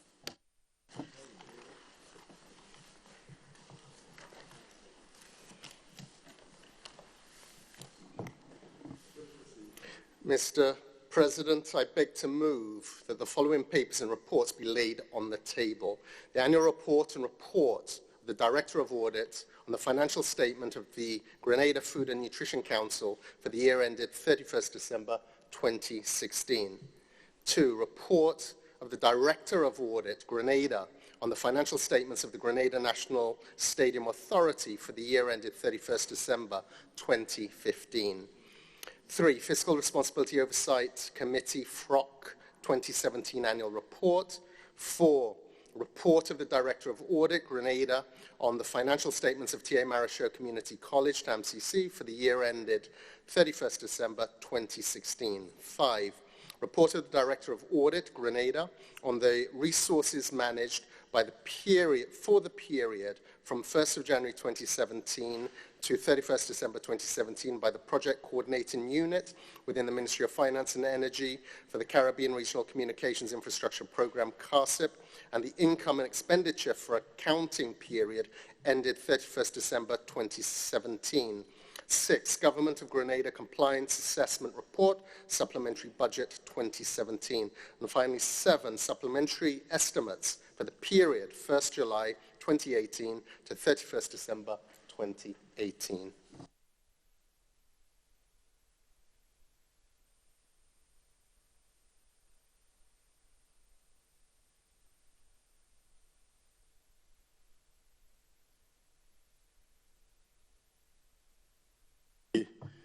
Food and Nutrition Council for the year ending the 31st of December 2016. 2. Report of the Director of Audit, Grenada, on the financial statements of the Grenada National Stadium Authority for the year ending the 31st of December 2015. 3. Fiscal Responsibility Oversight Committee 2017 Annual Report. 4. Report of the Director of Audit, Grenada, on the fiscal statements of the T.A. Marichaud Community College for the year ending 31st December 2016. 5. Report of the Director of Audit, Grenada, on the resource management for the period from the 1st of January 2017 to the 31st of December 2017 by the Project Coordination Unit within the Ministry of Finance and Energy for the Caribbean Regional Communications Infrastructure Program and the income and expenditure for accounting period ending the 31st of December 2017. 6. Government of Grenada Compliance Assessment Report, Supplementary Budget 2018. And 7. Supplementary estimates for the period 1st July 2018 to the 31st of December 2018. Honorable members, these papers are hereby ordered laid on the table. Now, yes, Senator. Mr. President, sorry, through you, I just want to make a brief comment on the papers I was laid, and to just say that when we have a report coming to us from Stadium Authority for 2015 and we in 2018, and almost coming to the end, and I know the FRA have specific rules now that state a statutory organization is supposed to present their accounts within 3 months after the year, and to the minister, line minister, to be late. So we're breaking the law, and we're here accepting this without comment. I just wanted to make that comment. It's a bit frustrating.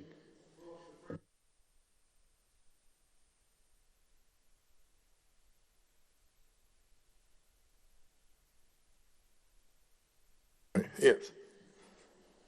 It takes a bit of getting used to the new facility. Rule 28, moving of motions. So let me just say to the new senators that these documents are exceedingly important and they form part of your responsibility because these reports report on the activities of state-owned enterprises and other bodies of state. It gives a fiscal review of the performance, etc., etc. Now, these are laid on the table, but it gives you an opportunity to study them. You can frame questions arising from your study. You can seek clarifications arising from your study. Indeed, you can engage in debating.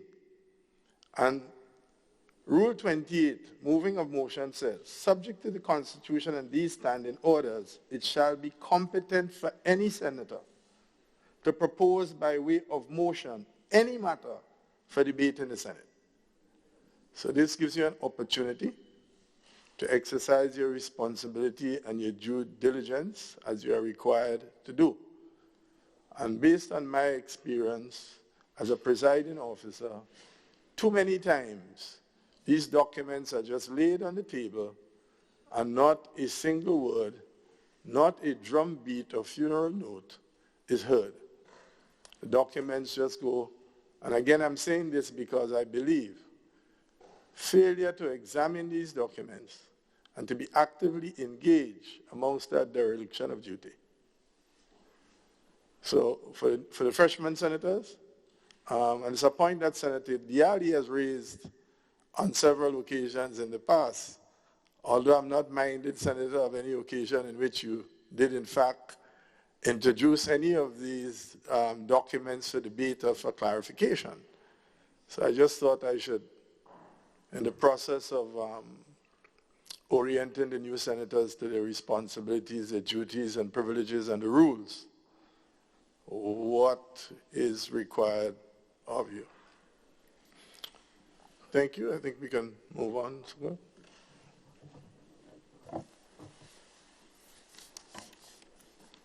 Item 9, petitions. Item 10, government notices. Item 11, unofficial notices. Item 12, questions.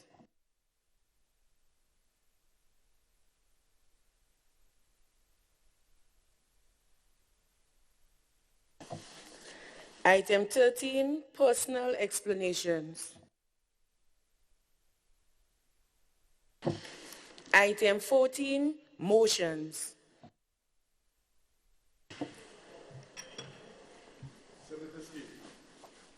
Mr. President, I beg to move the following motion standing in my name.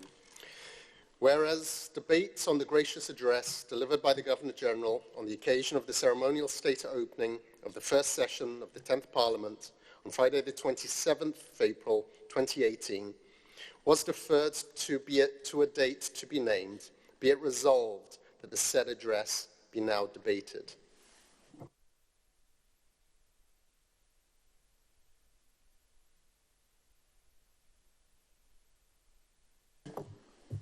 That the motion standing in the name of the leader of government's business, which was just read, be debated.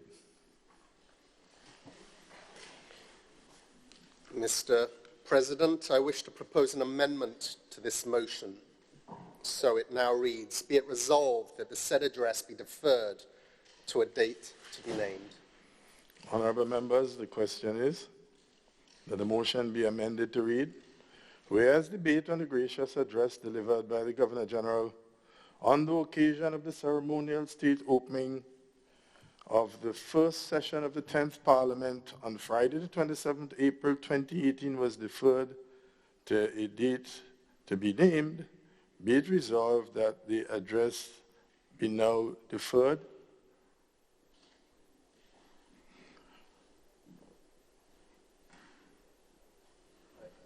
All those who have that opinion? Aye. Say aye. For the contrary opinion, say nay. I think the ayes have it. The ayes do have it. The motion is deferred.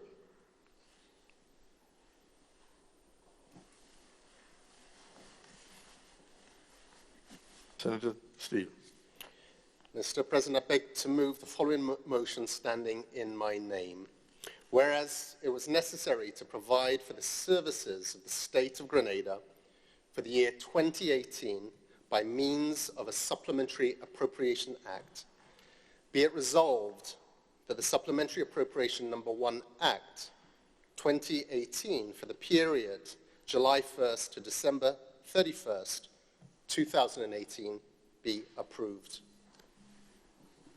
Honourable members, the question proposed is, whereas it was necessary to provide for the services of the State of Grenada for the year 2018 by means of a Supplementary Appropriation Act, Be it resolved that Supplementary Appropriation Act Number 1, Act 2018 for the period July 1st to December the 31st, 2018 be approved.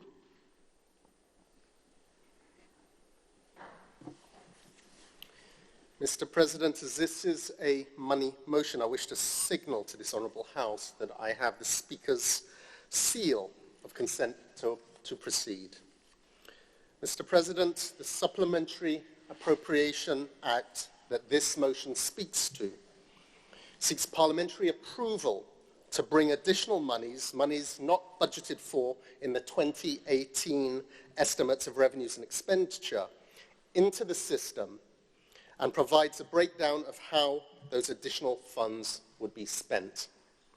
This supplemental is to appropriate an additional sum of $36,134,512.88 to the Service of Grenada for the period July 1st to December 31st, 2018. Mr. President, this sum includes $28,106,351.88 for capital expenditure funded entirely by external grants. Not loans, Mr. President, but by external grants. In addition, $8,028,161 current expenditure is funded from local sources.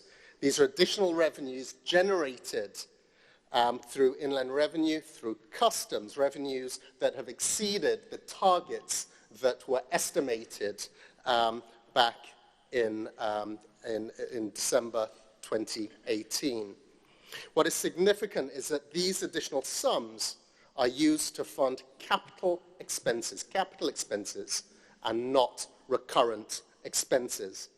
Mr. President, every cent is allocated to capital projects that create employment, that expand the economy, expand economic activity, contribute to national development, whether it's the upgrade of our schools, our education system, infrastructural development, whether it is at a national or a community level, whether it's providing opportunities for our youth, additional support for healthcare, additional support for fisheries, expanding our social safety nets, but not for recurrent expenses, which means we estimated accurately the cost of running government when we presented the 2018 budget back in December last year, and we remain on track, Mr. President.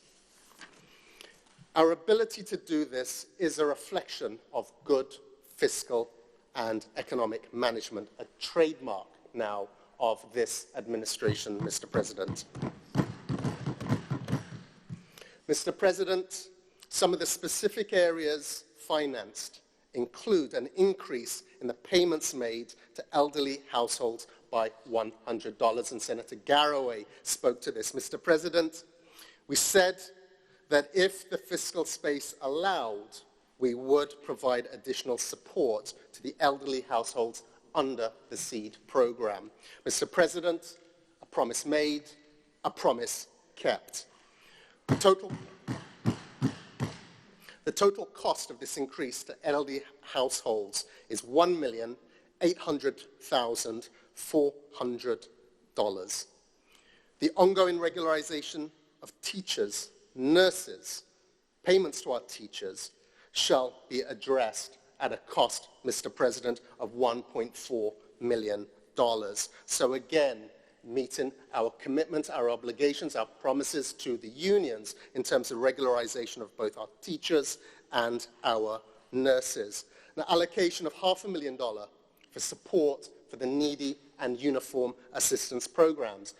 A vital service to those who are more vulnerable and require the assistance. Regarding capital expenditure, allocations are made for major roadworks, upgrading of government buildings, including schools, health centres, and the General Hospital, in addition to special projects which address community-based infrastructural needs as well as providing significant opportunities for small local contractors. And Mr. President, in keeping with the fiscal responsibility law, the Ministry of Finance undertook all the necessary assessments to ensure that this supplementary estimate conforms with all of the fiscal rules, specifically the primary expenditure rule, which states that the rate of growth of primary expenditure cannot exceed 2% of that of the previous year. So as required by the FRL, a compliance report also accompanies this bill. Mr. President, as I ran through those highlights of this supplementary appropriation, I've intentionally left out probably the most significant expenditure till last, and that is pension payments to 56 workers affected by the Pensions Disqualification Act of 1983.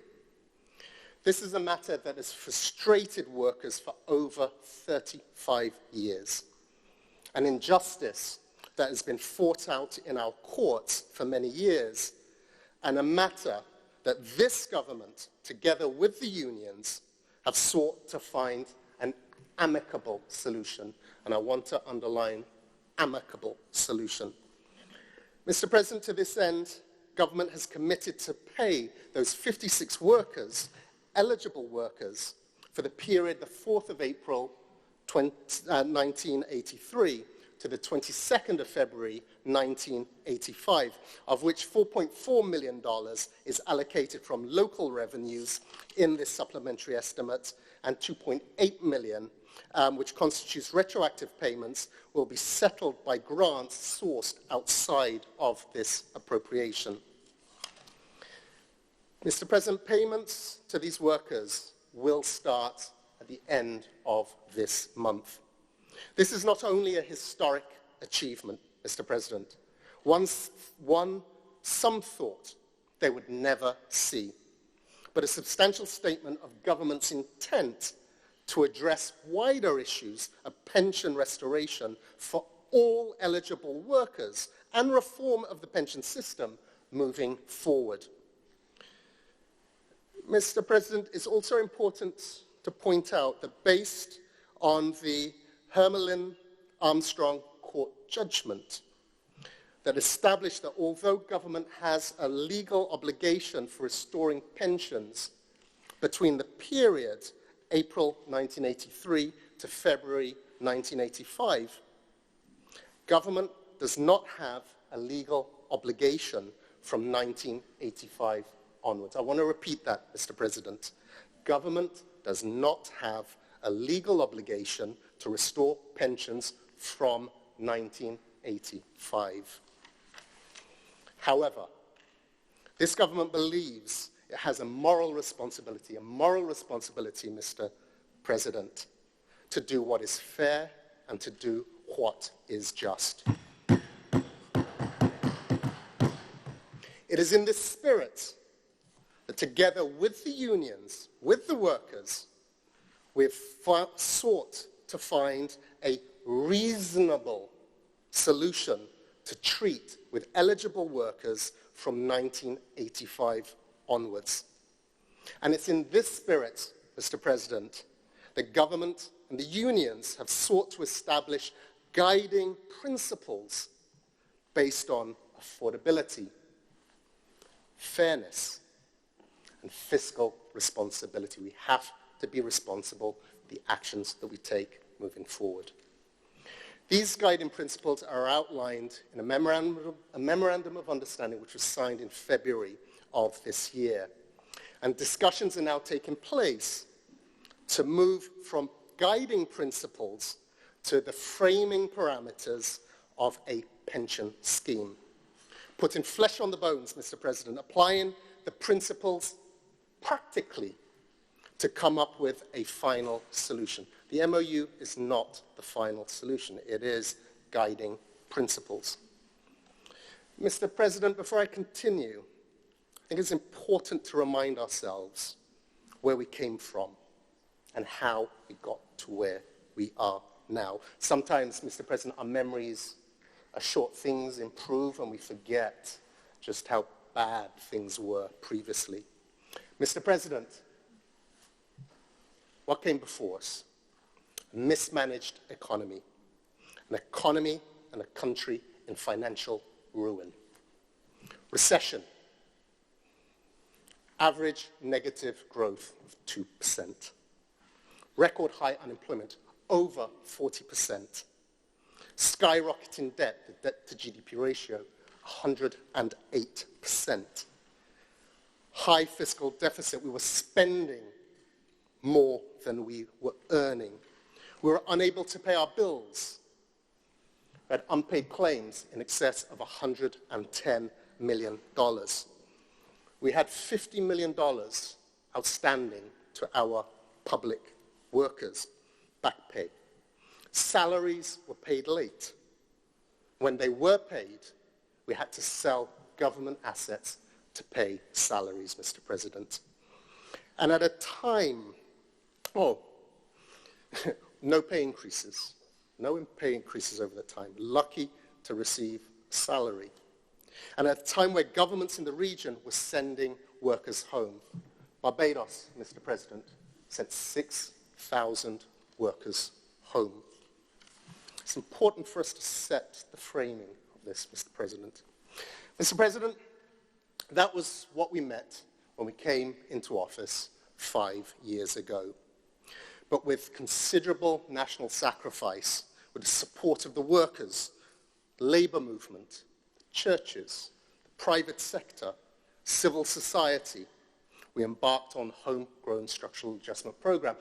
Its intent was to bring fiscal stability to the affairs of our nation. Our shared sacrifice, Mr. President, has today helped transform our economy. We now, today, have the fastest growing economy in the region. Average growth rate 5%, minus 2% back then. Unemployment down from 40%, in excess of 40%, down to 24%. Still too high. We still have a lot of work to do, but moving in the right direction. From a deficit, owing money, spending more than we earn, to managing our resources, to actually build a surplus. We are one out of Latin America and the Caribbean. A World Bank economists report Grenada is the only country, and I think it's something like 31 states, that has a fiscal surplus, Mr. President. Unpaid claims, down to 0 for claims over 60 days. Our debt, remember, 108% GDP, debt to GDP ratio, now 65%. And within 2 years, we should bring that down to 55%, Mr. President. And Mr. President, not only paying salaries on time, we haven't heard workers being paid late, but not only salaries being paid late, back pay, $50 million paid to our workers, increments, pay increases. Mr. President, over this period, $110 million has been paid to our public workers, addressing all that went before. I repeat, $110 million in back pay, in increments, in pay increases. And Mr. President, all without sending a single worker home. Not a single worker retrenched. Mr. President, this is an incredible achievement and a reflection. It's a reflection, Mr. President, of that shared sacrifice. So here we are. Grenada today has turned a corner. We've gotten our financial house in order. From a regional basket case to a shining light of recovery and transformation within the region. So, Mr. President, now back to pension reform. Today we seek approval for this supplementary appropriation, which includes a payment of $7.2 million to those 56 workers who, in the restoration of their pensions from that period, 83 to 85. Mr. President, this is another major achievement. I think in today's sit-in, the word historic, whether, well, we'll come on to that, but it is a historic, certainly a very memorable moment. And it's another victory for workers and for the unions. But Mr. President, instead of recognizing these successes and building on them responsibly, what do we hear? That there is a breakdown in pension reform. Clearly, Mr. President, the terms laid out in that Memorandum of Understanding are certainly, clearly open to interpretation. Mr. President, two issues have been raised. First, that after serving 26 2/3 years, a public servant is able to retire and receive their full gratuity and full monthly pension. And that's regardless of whether they reach pensionable age of 60 years. And secondly, that the minimum pension replacement rate at that point of 70%, which is stated in the MOU, is too low. Mr. President, I wish to kind of build on these 2 points. The first, let's take a scenario, the 26 2/3 year rule. Let's take this reasonable scenario. A public servant entering the service at the age of 20, many in service, ripe age to enter the service. They enter the service age 20. They serve 26 2/3 years. So at the age of 47, he or she, according to the presentation from the unions, will be entitled to a full gratuity and full monthly pension. Therefore, an old age pension that's intended to sustain us as a form of social security in our later years, when we are less able to work and to contribute, but instead we'll be using what is a pension for our retirement, our old age, as a supplementary income for a young, able-bodied person with at least 13 productive years ahead of them.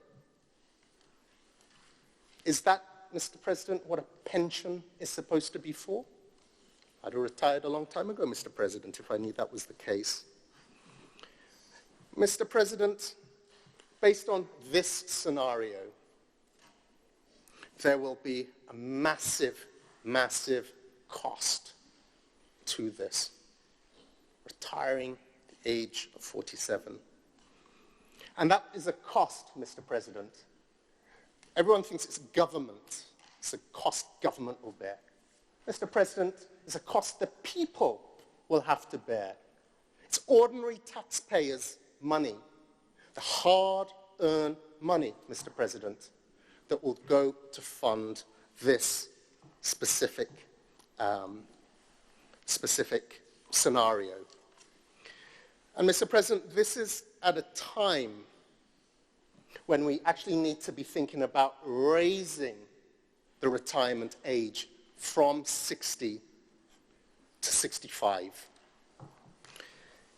If we do not do this based on all of the actuarial reports, Mr. President, our current NIS system will become insolvent. We will not be able to make payouts to the beneficiaries as they would expect. So this is not only us in terms of the fragility of our national insurance system and the sensitivities associated with a public pension scheme. But this is the same throughout the region. National insurance schemes throughout the region. Barbados, Mr. President, has raised the age of retirement to 67 years. 67 years within the public service. And that is to address the imbalance between contributions and payouts. So if we follow the suggestion that's being put before us, Mr. President,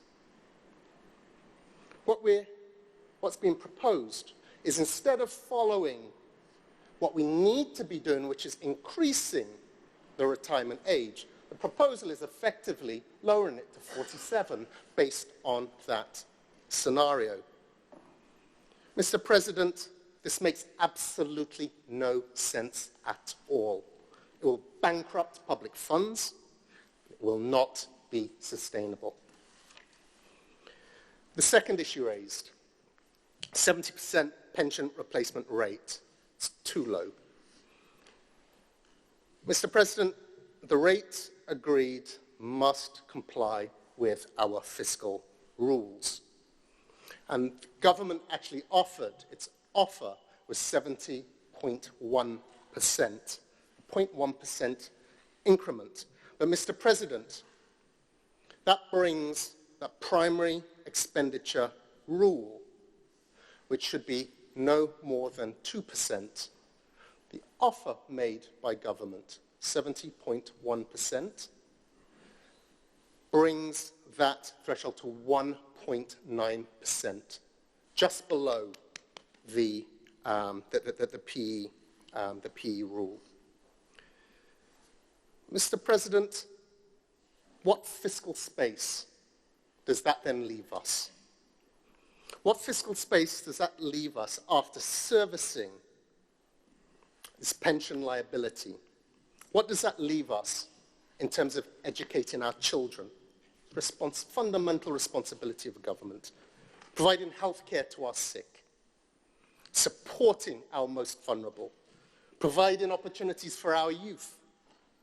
Maintaining our roads. Supporting our farmers. Building our economy for the benefit of all. The benefit of all, not just a few. Mr. President, government has a responsibility to serve all of its people the best it can. That's the fundamental responsibility. That's why you're voted into office. That's why you're voted out of office if you do not perform. So, Mr. President, if we were to focus all of our available resources, that's the people's money, just to serve a few public servants, we'll be failing in our fundamental responsibility to service all of our citizens. Mr. President, over the past 5 years, $110 million of taxpayers' money has gone to increased financial support for our public workers. In good faith, government has committed to addressing this 35-year-old vexing issue of pension restoration. This good faith is demonstrated through the passing of this supplementary appropriation for the $7.2 million for those 56 workers in the restoration of their pensions. And I want to just reiterate, Mr. President, in terms of those workers from 1985 onwards, government has no legal obligation to do so. However, government asserts its commitment to the restoration of pensions to all eligible public workers, but using a formula that is fair, fiscally responsible, and long-term sustainable. This is not time. This is not the time for us to be financially reckless. This is not the time for us to throw away all of the gains achieved and go back to those dark old days. To move forward, we must do what is fair, responsible for the entire country. Mr. President, this debate will continue as later we present the Pensions Amendment Act, which speaks specifically to this. So I'll close on those comments. So, Mr. President, the motion before us brings into the system $36 million. These sums are from grants, local resources, not loans, and to fund capital programs, not recurrent programs. And they touch critical elements of our national development agenda, and it touches citizens of Grenada, Carriacou, and Petite-Martinique. Mr. President, it is for these reasons that I commend this motion to this Honourable House. I thank you. Thank you, Senator Steele.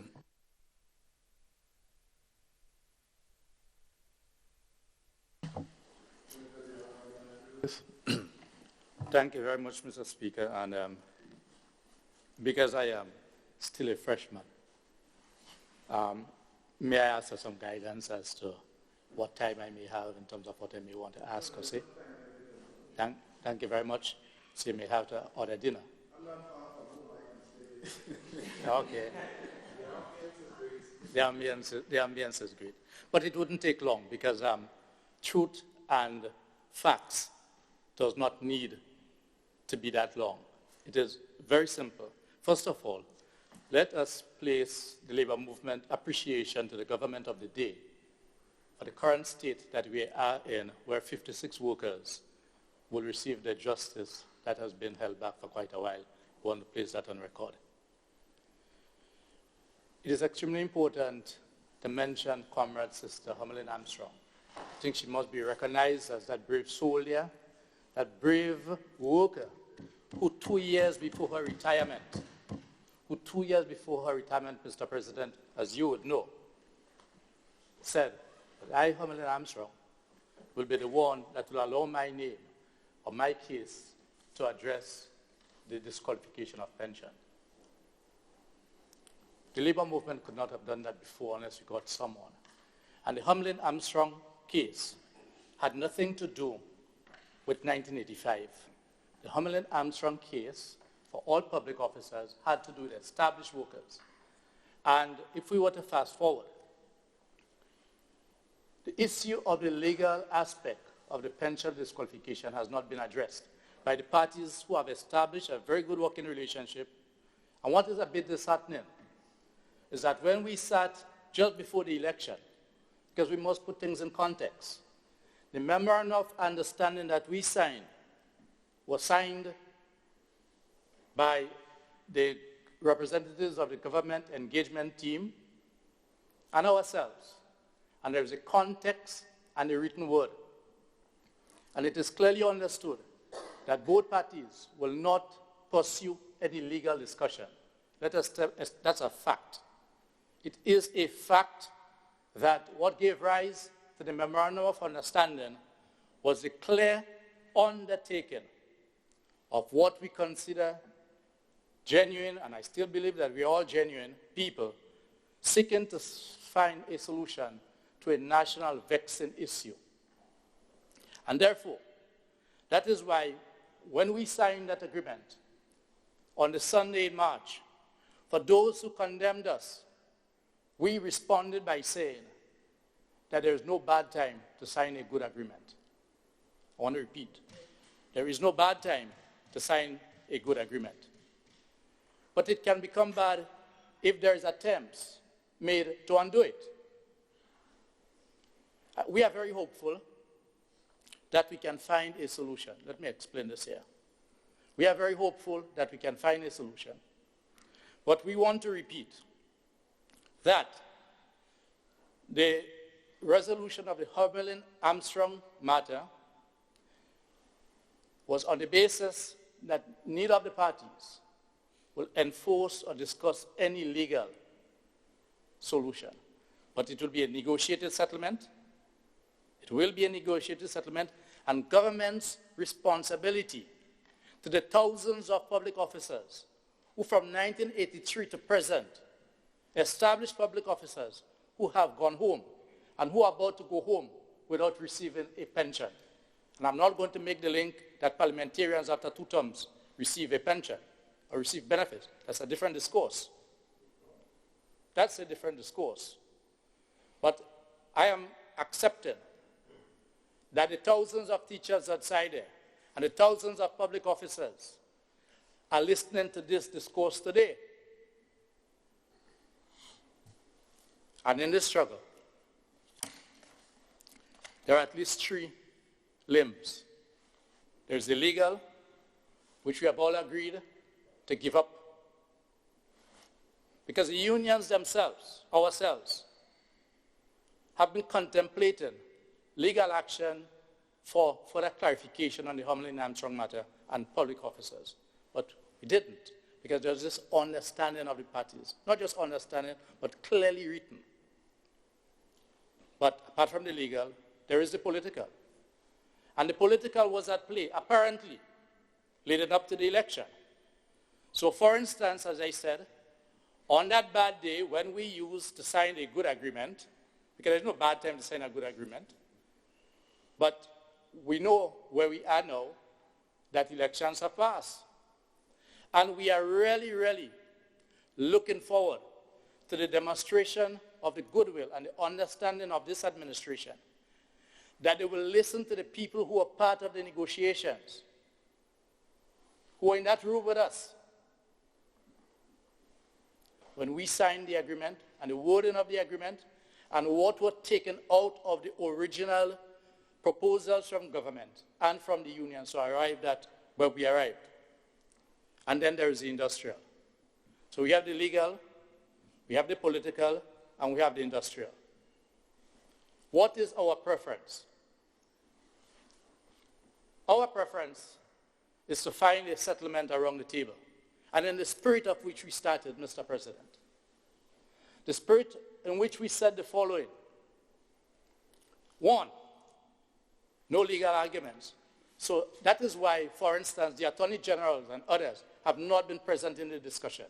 The Attorney General, previous Attorney General, were engaged in the initial discussions and then were absent.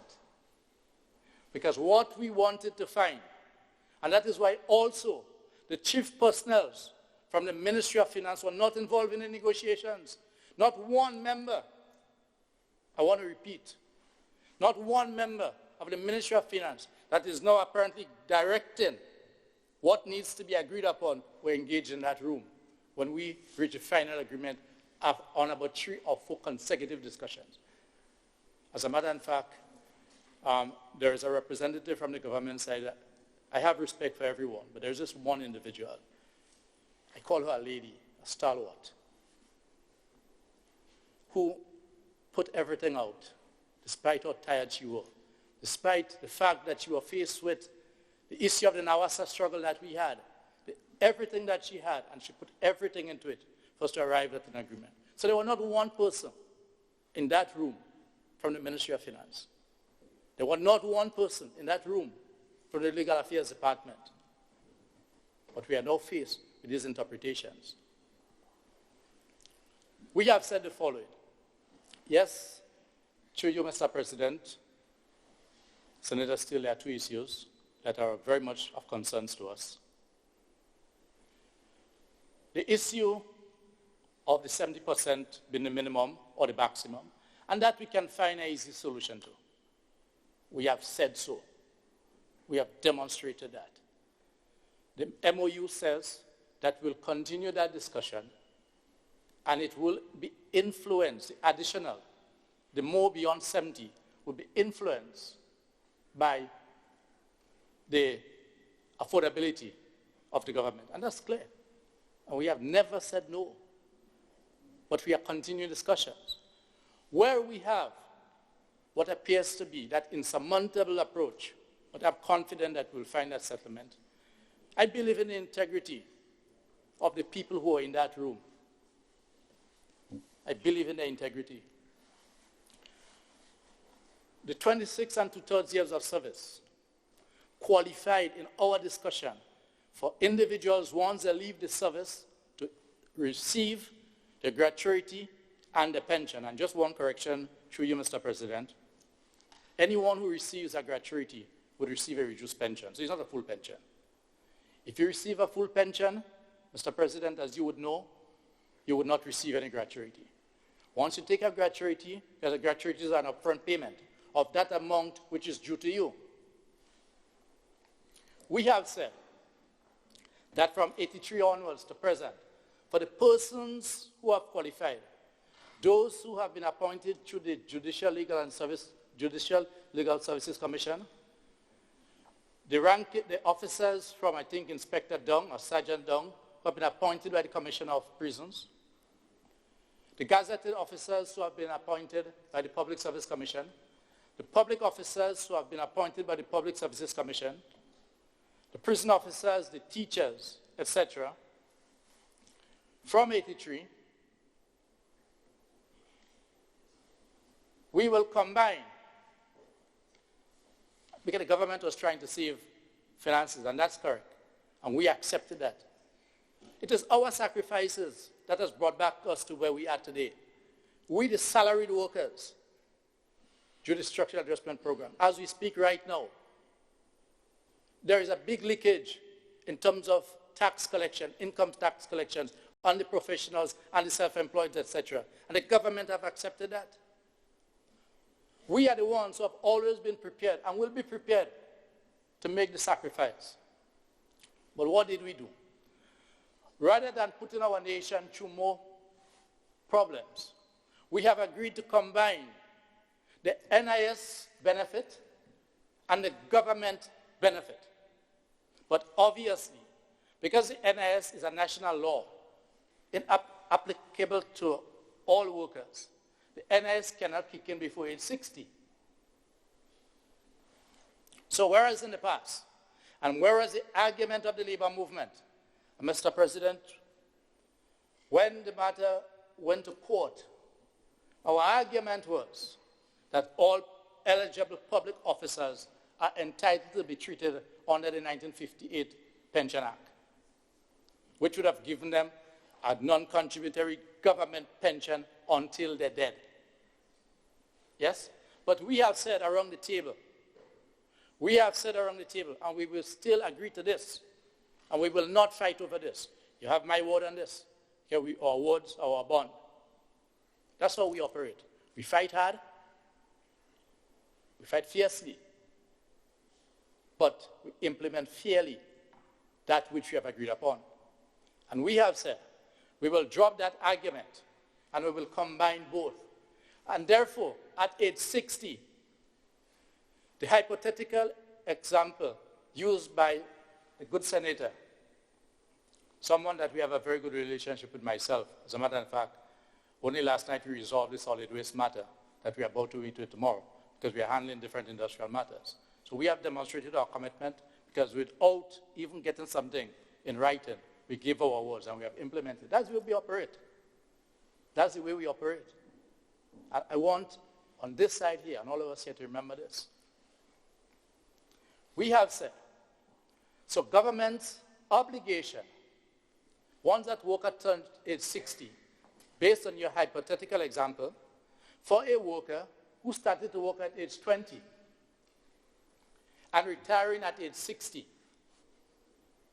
So let's take the other end of the argument. A public servant who starts to work at age 20 and retires at age 60 and getting the full pension, the only commitment that government have is 10%, whereas in the past government had 100%.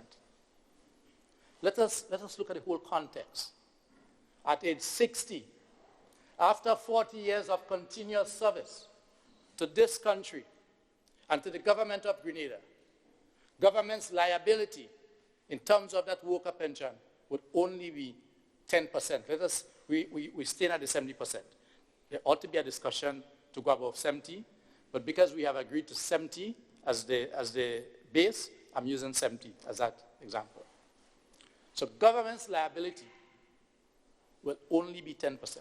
And yes, it follows that if a worker, I'm going to your example, retires after 26 and 2/3 years of service at age 47. If that worker takes the gratuity, government would have a reduced pension to pay. It will be reduced, government alone. So I'm agreeing with you, I'm underlining this, Mr. President, through you. Government would have a reduced pension to pay up until age 60. And at the attainment of age 60, government, it is quite possible, have absolutely nothing to pay. It is such that the reduced pension that government is bearing, so if a worker goes at age 50, for instance, and takes a gratuity based on the pension formula, that worker would receive a reduced pension for 12 and a half years. So at age 50, that will take that worker into age 62 or 63 to receive a reduced pension, which will be less than what NIS is paying, and therefore government would have absolutely no responsibility to pay. I want to repeat that. I don't want it to be taken that the workers who have made those sacrifices after 35 years are making demands that are unreasonable. Workers have retired into abject poverty. We are addressing what we are addressing here today, and I'm very happy about it. I stand proud here. I want to thank the leaders, like Comrade Madonna Harford, Lauret Clarkson, Clarence Charles, Ira McQueen, Mr. President, you, as that leader, who had the foresight to take that fight. But as we speak right now, after the 85, these workers are still into abject poverty. Do not, for one moment, I'm not saying that this is what the government is doing. It may be possible to interpret what you have said in that way. I do not want to use this house here to make that implications. But we must not be made to look as though we are greedy. We must not be made to look as though we want to take from the state and bring us back into mismanagement. That's not what we want to do. What we want to do is, after giving 26 and 2/3 years of service, to be able to retire if we choose, receive our benefits, or at age 60, receive our benefits. As a matter of fact,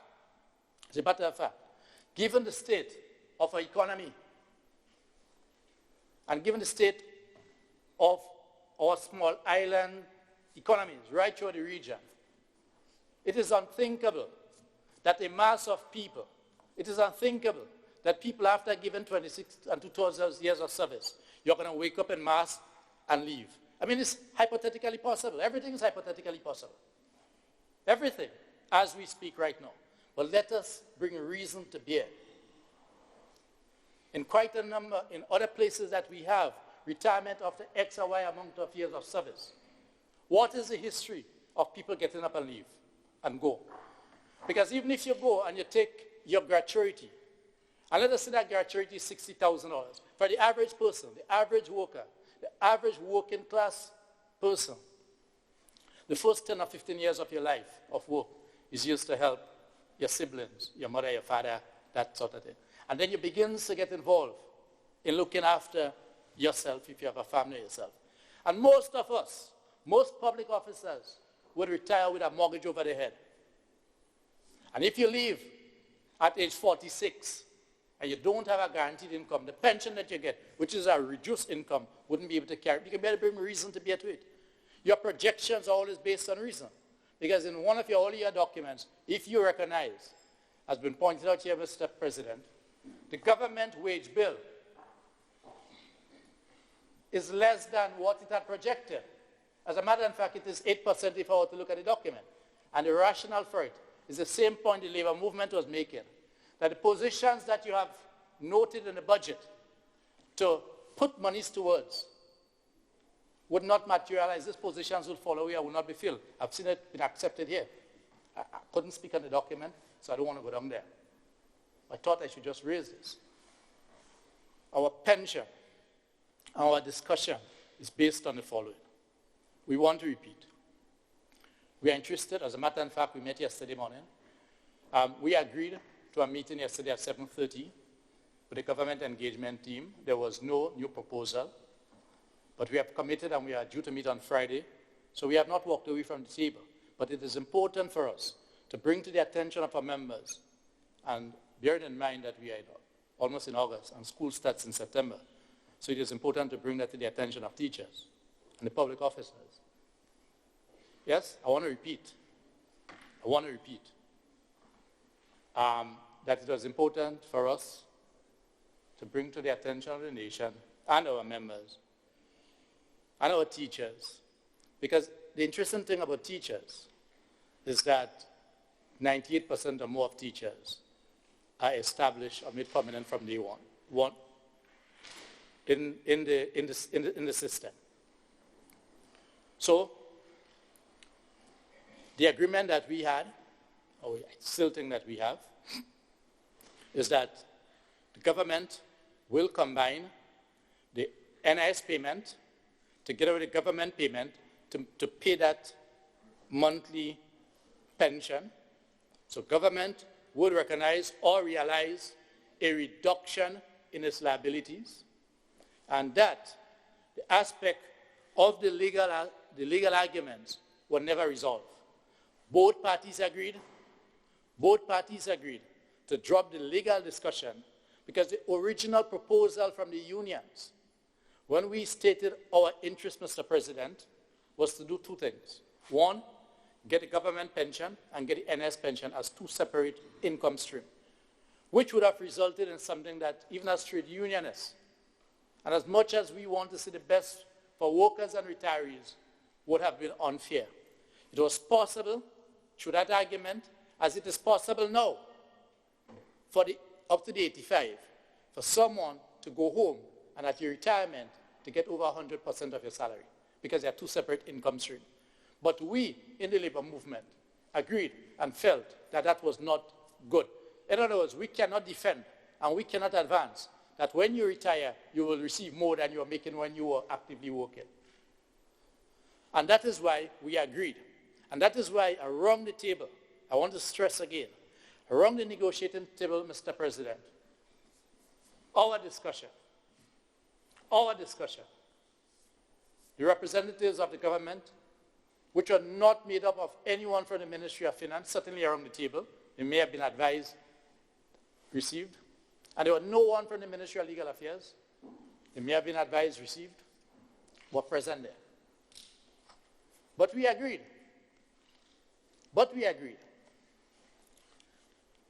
There are two aspects of the memorandum. Phase one, and look again at the document.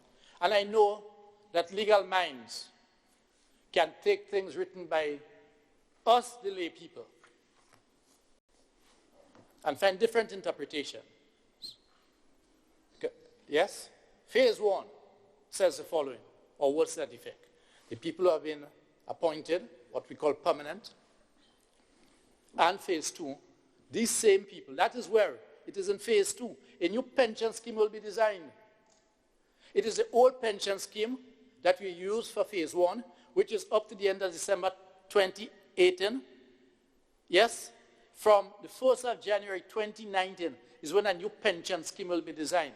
But the fundamental difference between the post-83, which is now 85, because this is what this bill seeks to do, right? This is what this bill seeks to do.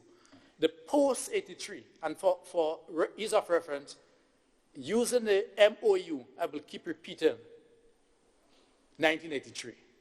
But we know that 1983 applies to 1985. But because this is a document that I'm referencing, yes, I'm going to keep saying 1983, because that's where we were.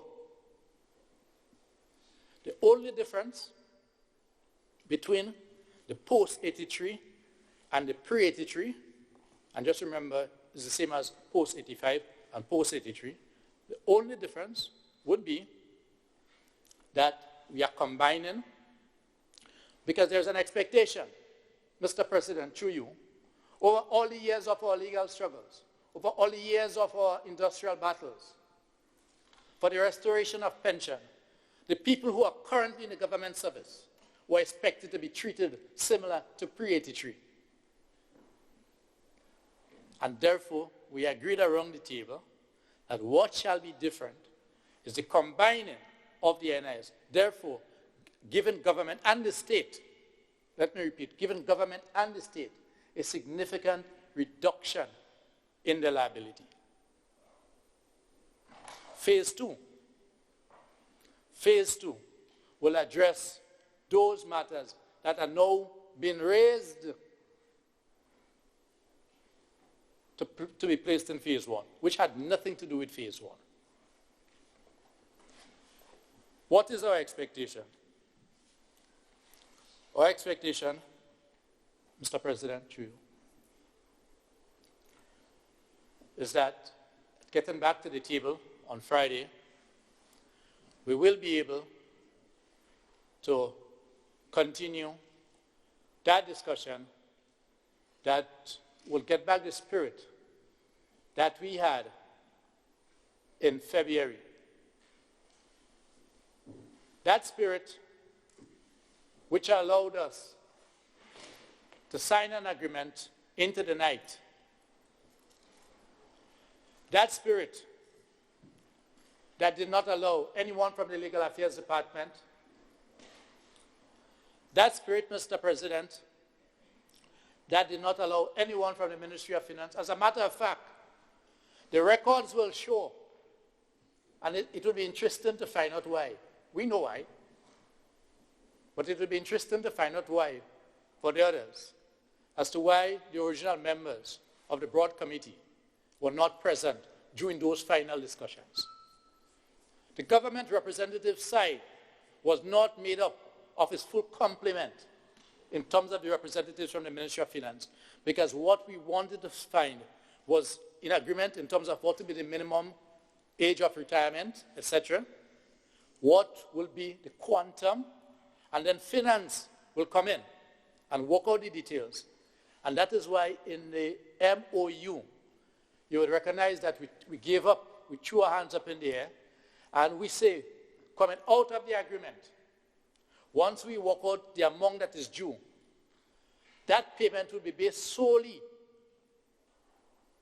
on the ability or inability of government to pay. So what is up for discussion?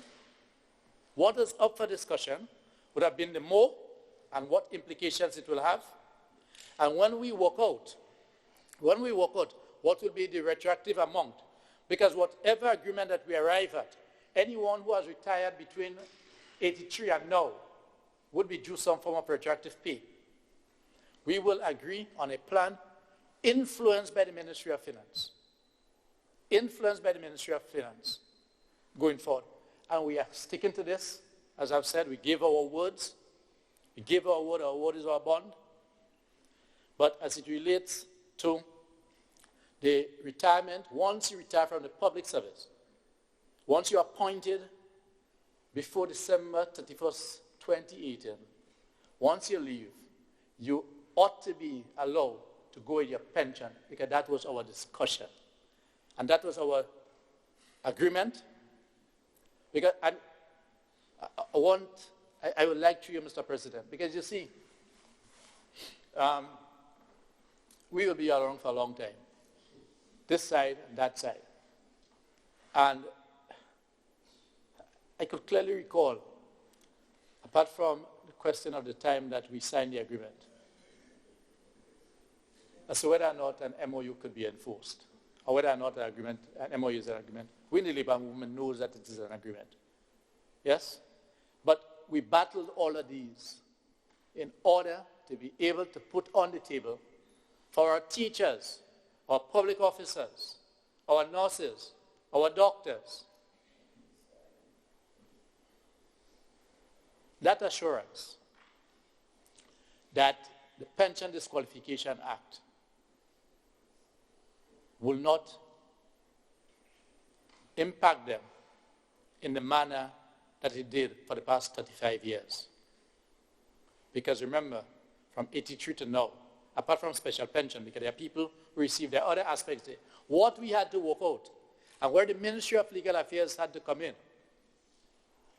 yes, was how do we combine the different laws? We get about 5 or 6 different entities, different bodies that have governed or ruled on with different benefits and applications.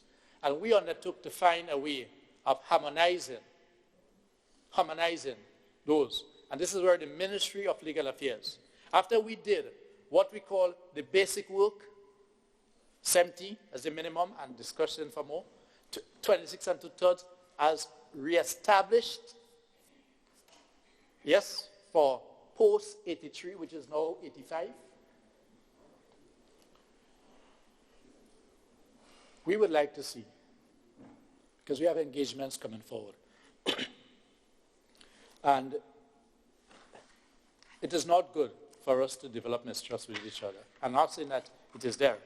I see this. I want to assure the government side that we have not reached that stage, because it is an avenue or a stage that one should avoid as much as possible of going. Once mistrust steps in, it can impact everything going forward. We have a number of engagement.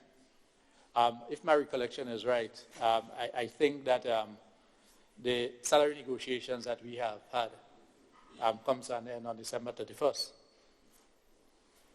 And as was mentioned by the leader of government business, Mr. President Chuyu, the fact that we went public to bring attention to the nation, sitting at the head table were the leaders of the 3 main unions in the public service: Public Workers Union, UNITA Union of Teachers, and the Technical and Allied Workers Union. But out of every challenge comes something positive most times. This has been able to bring us together. If you recall, in the last round of negotiations, because they're all linked, we were separate. We did a press conference yesterday, and I'm heartened by that because I know we have discussions upcoming. We all sat together on the same table, and we gave one commitment, that there will not be there will not be 2 voices, there will not be 3 voices, there shall be one voice. And it is in all of our interests, and we genuinely believe this. We want this. We desire it. We crave for it. And the reason that we crave for it, in those battles, it creates disruptions that impacts us all.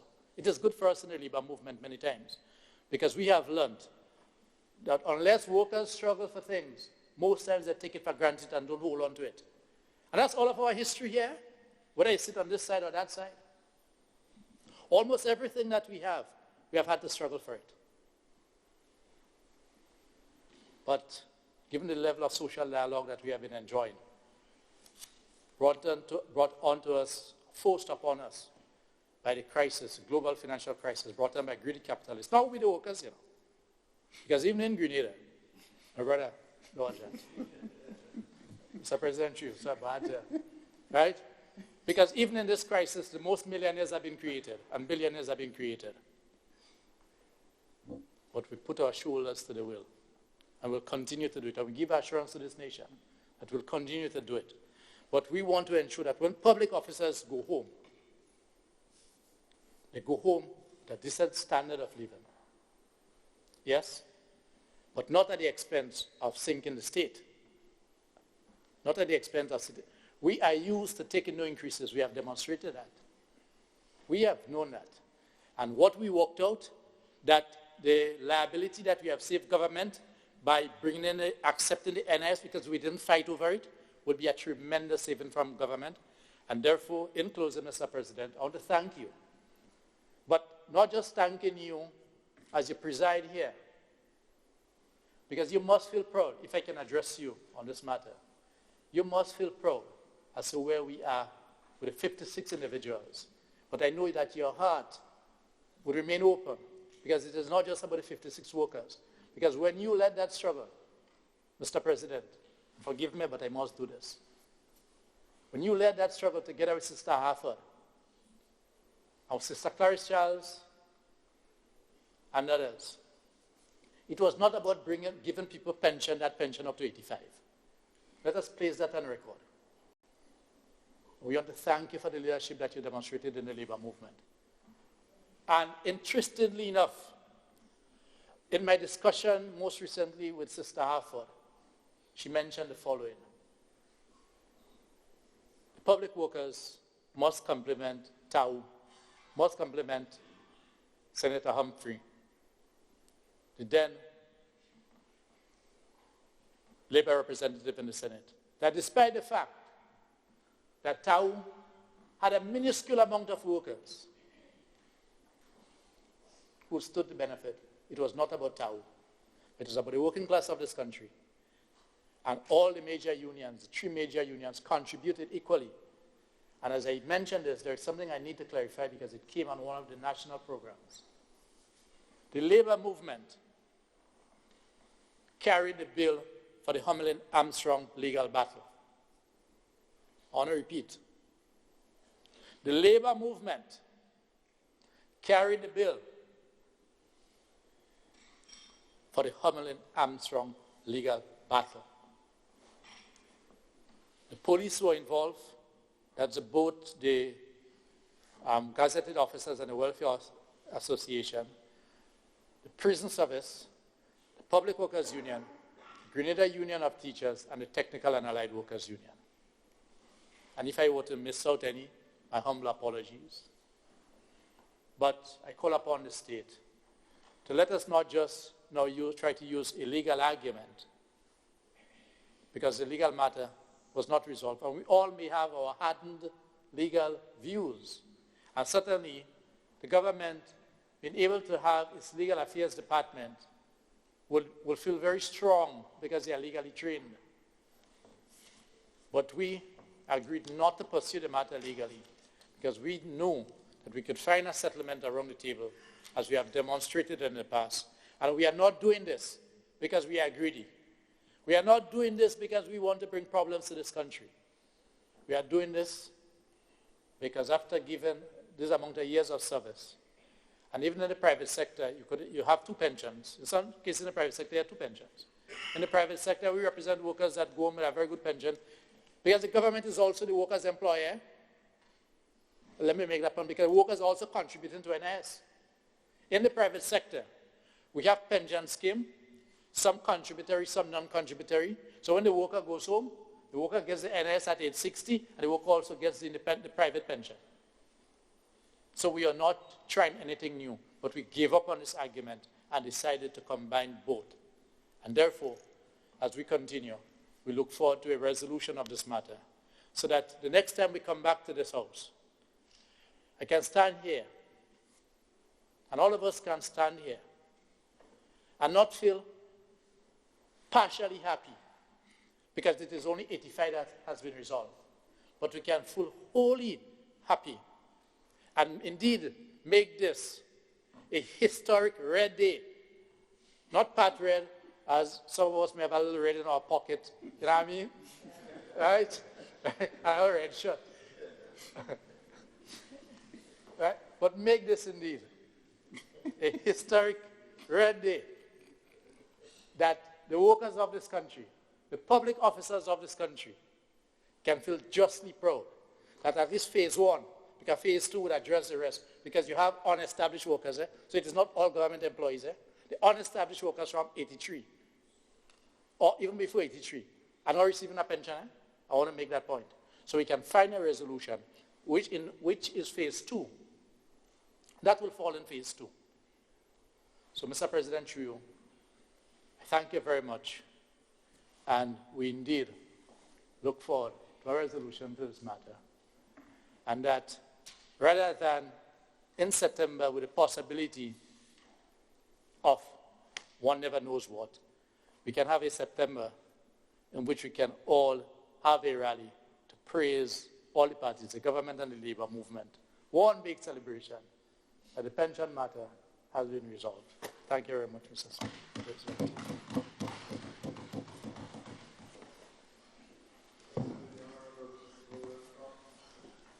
Thank you very much, Mr. President. Mr. President, I rise to give my full support to the motion before this honorable House. And just to point out a few things and not to go as short as my honorable colleague on the other side has indicated when he started. But just to point out some important aspects of this motion, Mr. President. And one, to note that this is grant funding. I think this must be noted. And no impact is going to come in terms of loans, Mr. President. I think this is critical in this supplementary bill.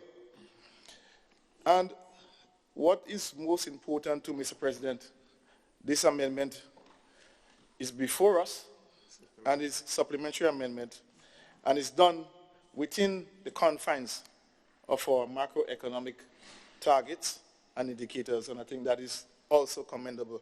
We must commend our finance persons for ensuring that we stay within that and we do not break the law. Mr. President, I think most importantly, this supplementary amendment is to address budgetary requirements for critical initiatives. And while some time would have been spent on the issue of pensions, I think the issue of the public assistance is one that also requires some attention, and I think that is a very important initiative that this supplementary amendment seeks to address. Mr. President, the Deputy President in the chair. Mr. Deputy President, the issue of the pension is one that will always be a topic of great concern, not only for unions, not only for government, but most importantly for our workers. I do not know if all the persons who are persons within the union movement were public officers. And I have been a public officer, I've worked as a public officer for 17 years. So I understand the situation as well. So I really want to commend all parties who have been engaged in ensuring that we get to this stage.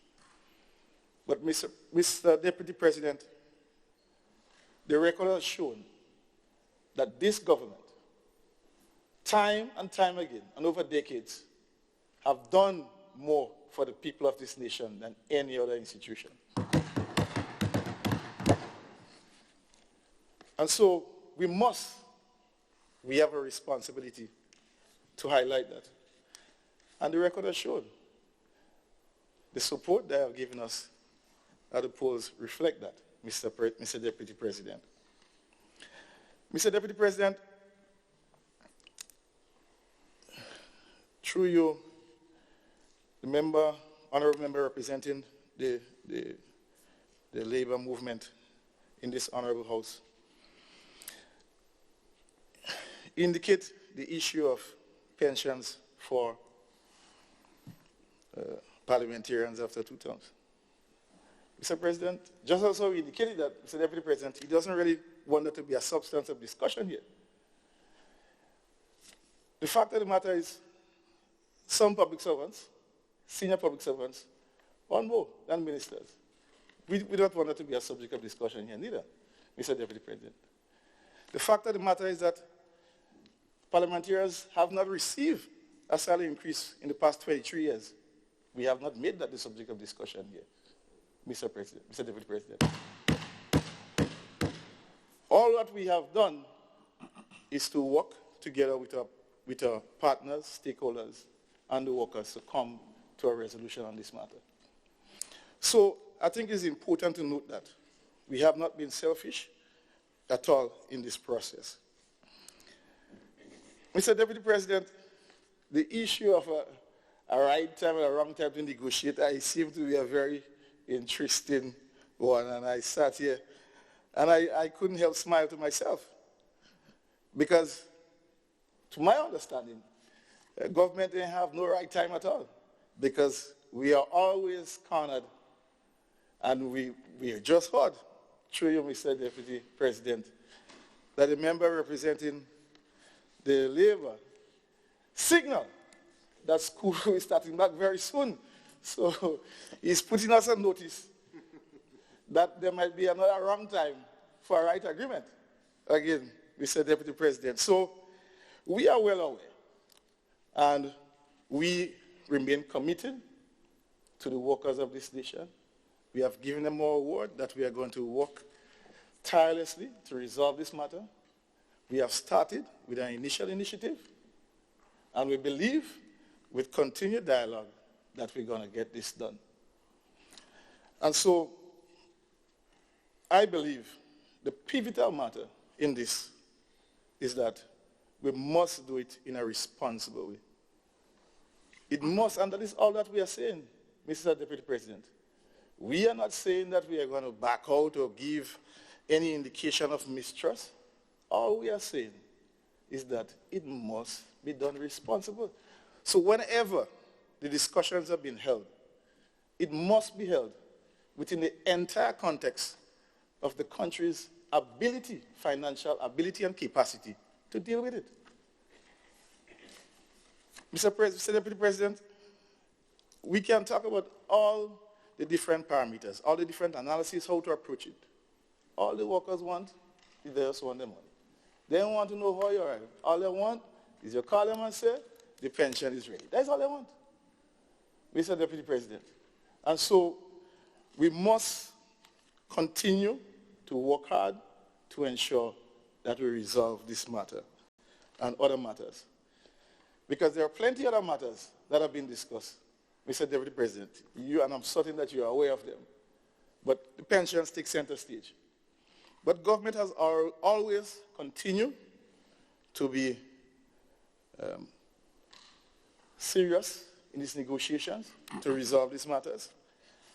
And the facts lay before us, Mr. Deputy President. The leader of government business spoke of $110 million was paid to our public servants over the past period.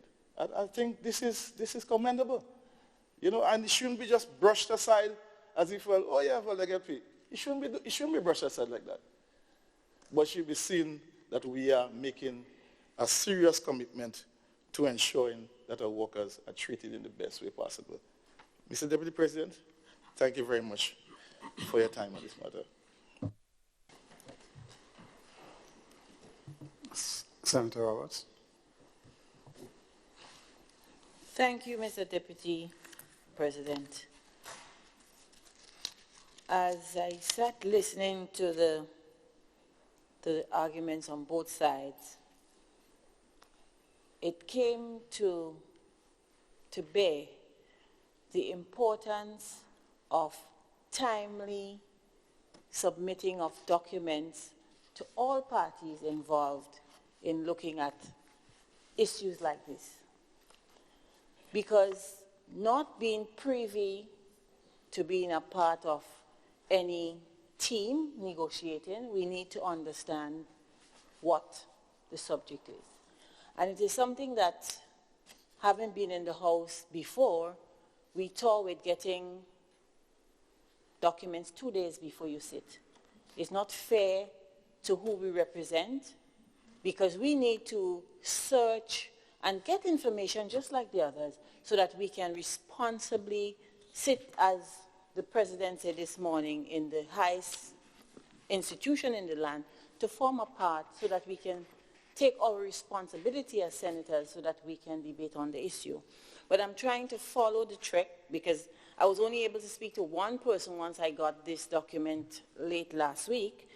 And I think we have to, and I want to be part of a system where we are more responsible and not just be seen here to rubber stamp things, because we are really representing people with voices. So we need to at least when the documents are being sent out to the lower house, we can get it as well. If there are changes, we are told so that we can do research into it, so that we'll be more effective. But having listened to the arguments, I also want to say that we need to have a contributory pension because we would not forever be able to sustain pensions. We also have to, In the chair. Mr. President, we also have to look at when we are explaining things, we need to be precise. So for example, in the beginning of the document, we're saying that these are all grants. My other question is, where are the grants coming from? Is it only from the National Transformation Fund? Am I reading it correctly? That is where it's coming from? But, you know, just saying all the capital things will come from grant funds, we need that explained as well. However, based on both arguments, I would say that we need to continue to negotiate in good faith so that for the benefit of the country and the persons involved in serving the country, that a proper pension be established, whether it's contributory or not. I also want to clear the air on the pension for parliamentarians. Parliamentarians get pension after 2 terms, but there is a but. We don't hear about a but. You must be 55 to get it. Because I stopped at the parliament at age 50 and I had to wait till 55 to get the pension. So for the young ones who are 20, when you serve 2 terms, you're getting it at 55. So we need a lot of clarity in terms of pension and the way we roll it out, because people don't know there is a but. And we need to take out the but. Because if you're serving in the parliament and you're serving the people, your pension should be when you're finished. Thank you very much.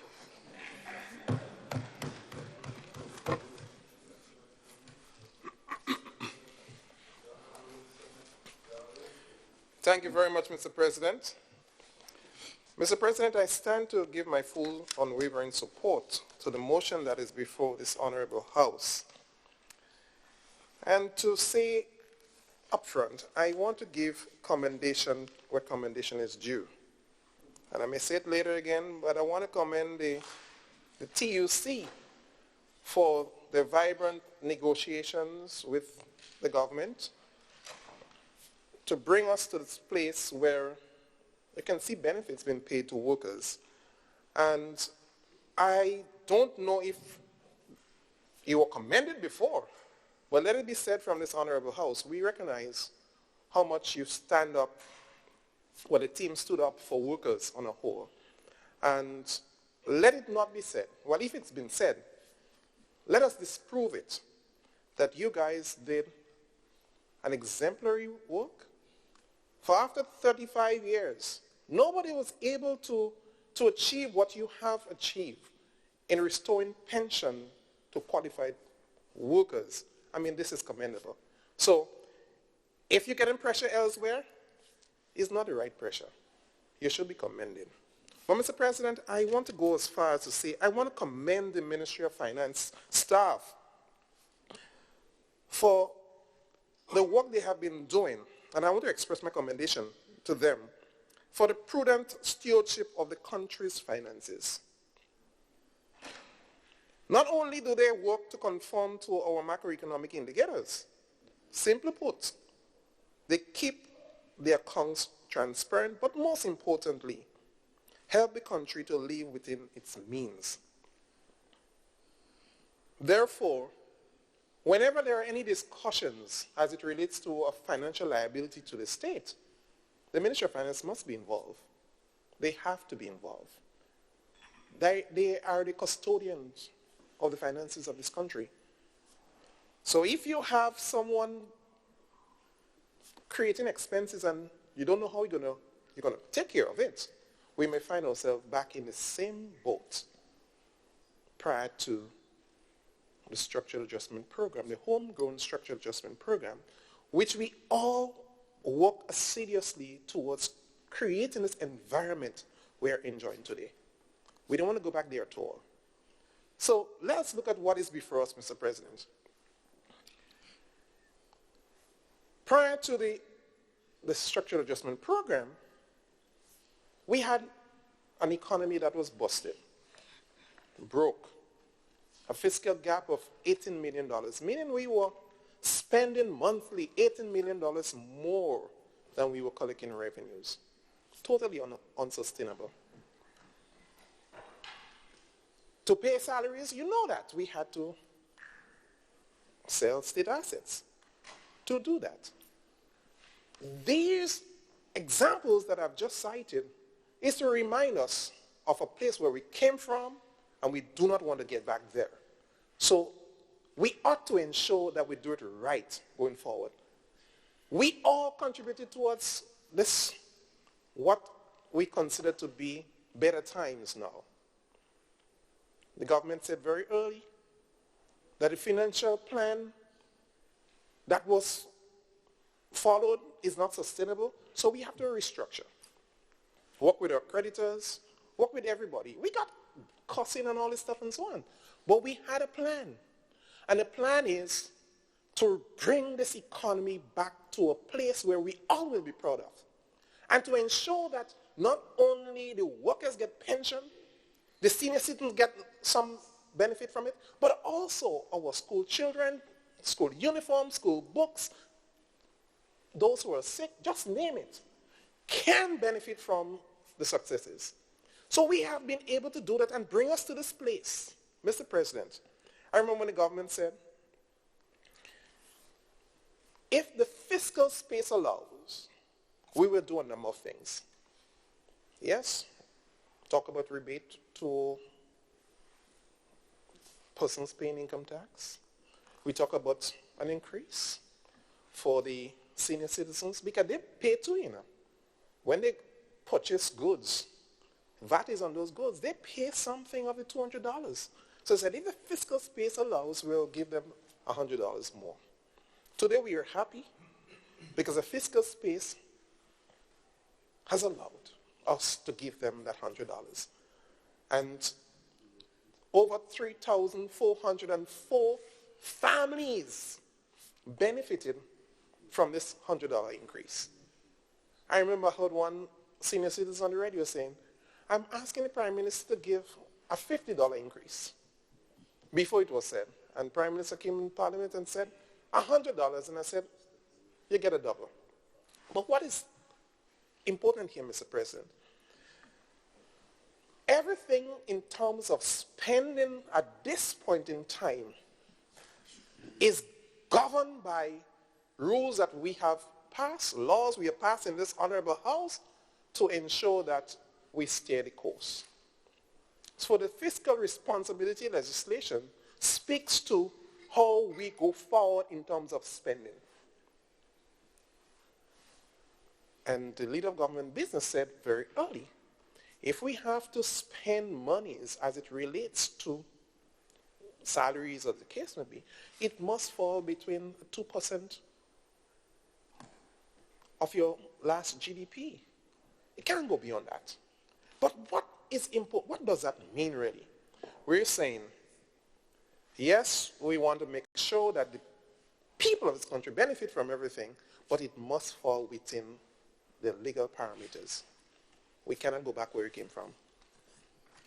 We cannot abandon the hard work that we have done to bring us to this place, that we can ask for more pension, more everything. A few years ago, we couldn't say that, you know. My dear brother, we couldn't ask for nothing.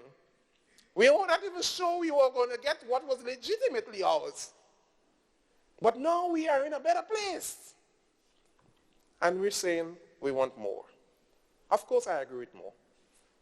I put in my red today because I want to say I support more, but within the laws. It is important, Mr. President, also for us to recognize that with the increases that has been paid, everybody either contribute to it or will benefit from it. But it didn't come just by somebody saying, I want this. It was totally calculated with prudent management and to bring us to this place. When we say that I remember the question was asked, what is the national debt? And we were saying, national debt, that's not the question. The real question is, what is the GDP?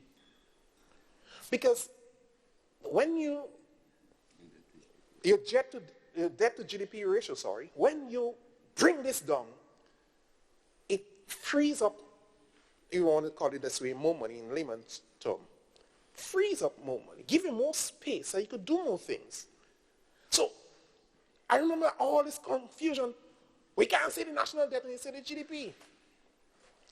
Why we have the space that we talk about and the space that would have brought in those temporary nurses now onto the establishment, the space that would have given us the ability to pump $2.6 million more into buying new school books, the $1 million into getting the uniform for needy students, the over $1 million that is being pumped into the senior citizens, and just name it. The $110 million that was paid to employees, be it through back pay, increment increases. All this came about because of the fiscal space you're creating. So right now, we want to make sure that we continue to remain within the rules. But there's another key important point. And the key important point, Mr. President, is this. We have worked with our international partners, and they help us along the way to bring us to the space where we are at today. And the successes we are gaining today, be it by haircut, with our debts, be it by concessionary or grant funding that we're getting, all stems from a very important principle. Grenada start to live within its means, and it conforms to the rules and regulations that it has established. So when the World Bank promotes this country as a poster child to the rest of the world, saying that's where they came from. And now look at where they are at in terms of prudent fiscal management. We don't want to lose that rating. So everything that we do today is consistent with those rules. And to ensure that we talk about $125 million what we got from the GCF, grant funding. You know why? Because they've seen Grenada making strides to help itself. So the taxpayers' money from elsewhere, they're free to give us. They feel obliged. They feel compelled to do it because why? Grenadians making a sacrifice for themselves.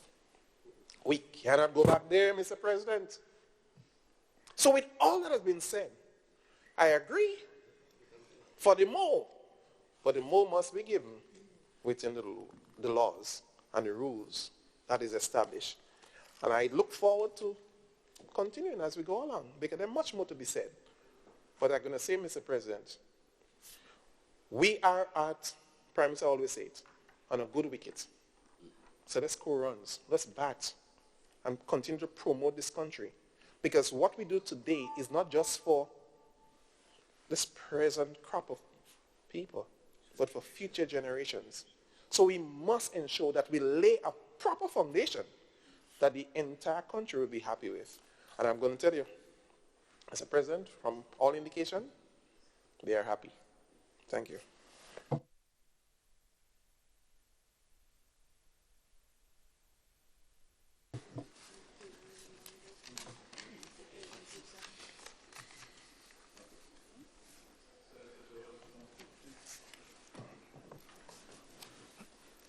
May it please you, Mr. President. I rise, Mr. President, in support of the motion advanced by the Leader of Government Business.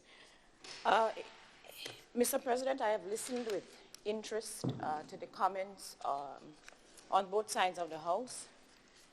And the word which came to me most readily is the word balance, Mr. President. And while I empathize with my colleague Senator Lewis on the other side, it strikes me, Mr. President, that it is critically important for both sides to balance their respective interests.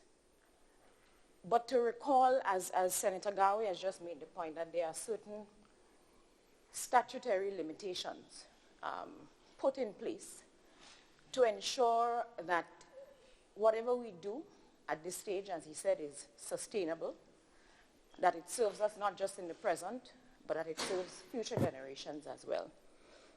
And I was heartened, as I listened as well, to note the tone on both sides and the commitment of both sides to continue to engage, to continue to speak. And being a new senator myself, I must say it was encouraging as well.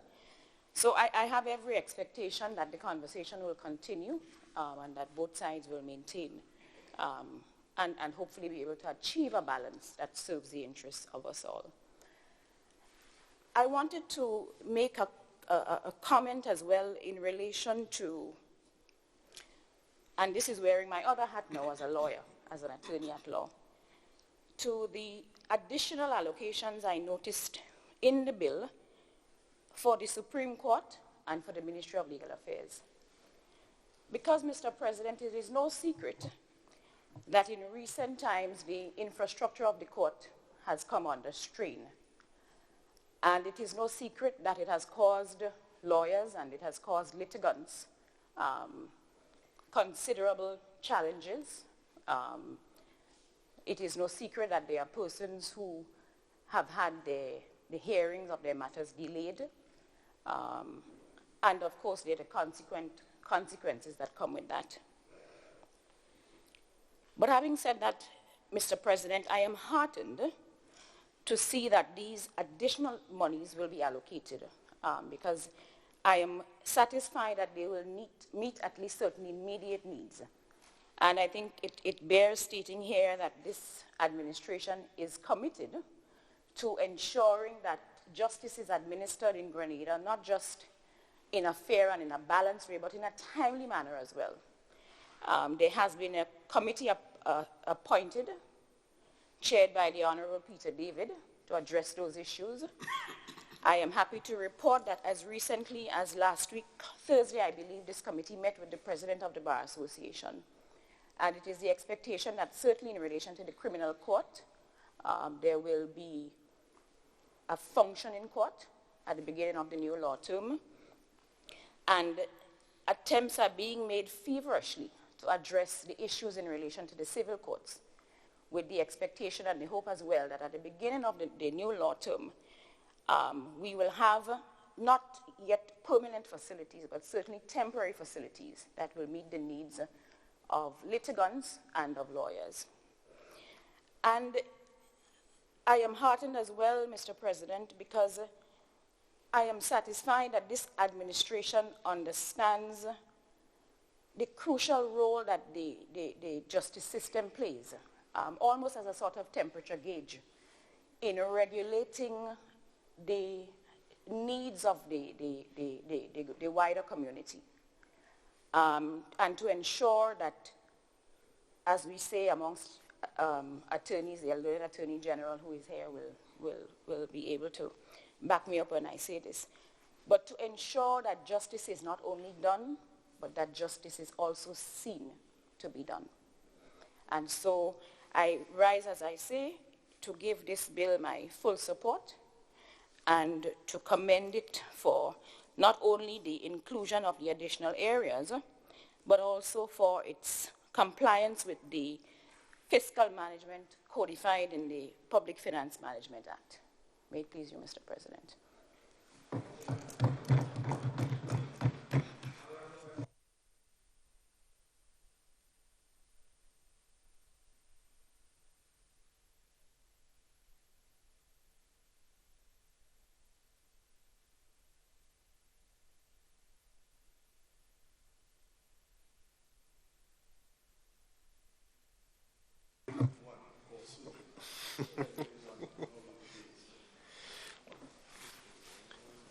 Mr. President, well, I will take the cue in terms of closing the debate. I see no further lights on here. Just commenting on some of the feedback received. I think the discussion has actually been very healthy, and I actually like the tone of the discussion on both sides.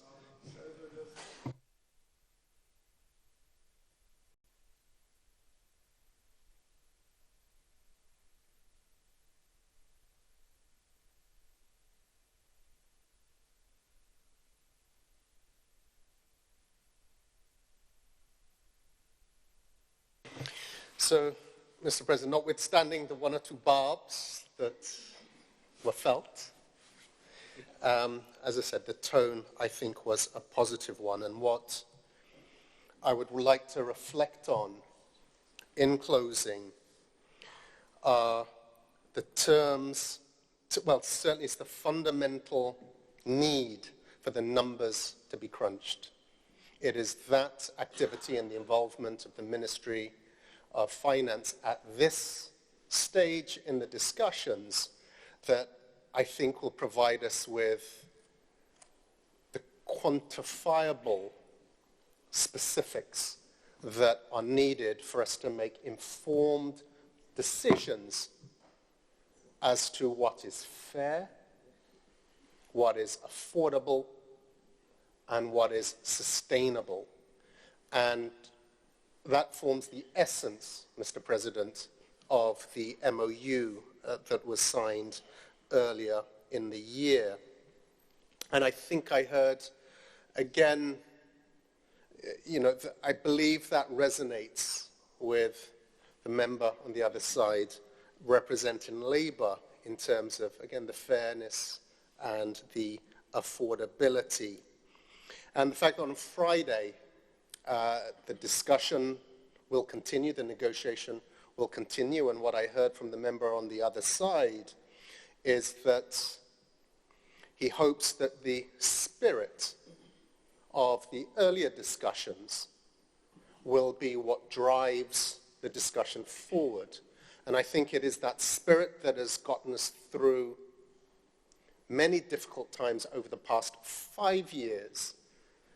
And it is a credit to all of those involved, whether it's government side, whether it's on Labour's side, in terms of always reaching a conclusion that is in the best interest of all parties. And I think it is that principle that once again needs to drive us forward.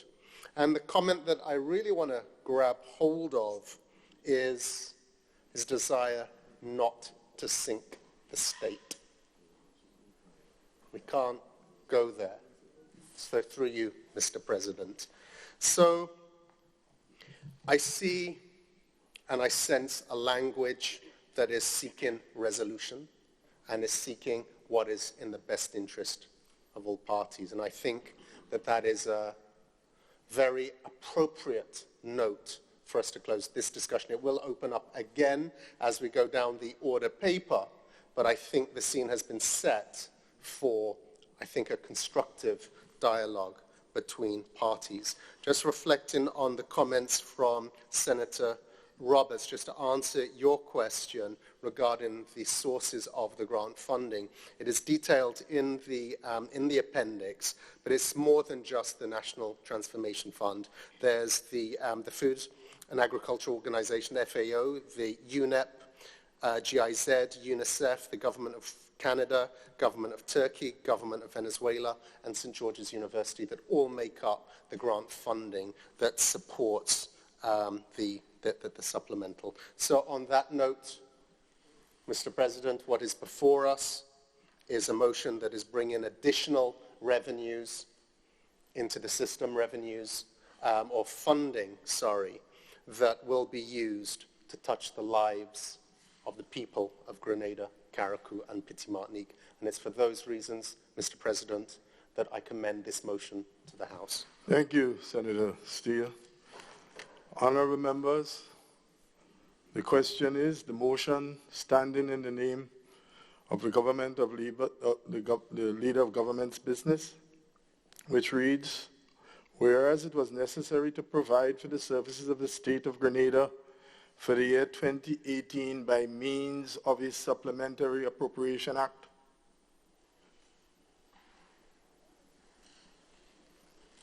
Be it resolved that the Supplementary Appropriation Number 1 Act of 2018 for the period July 1st to December the 31st be approved.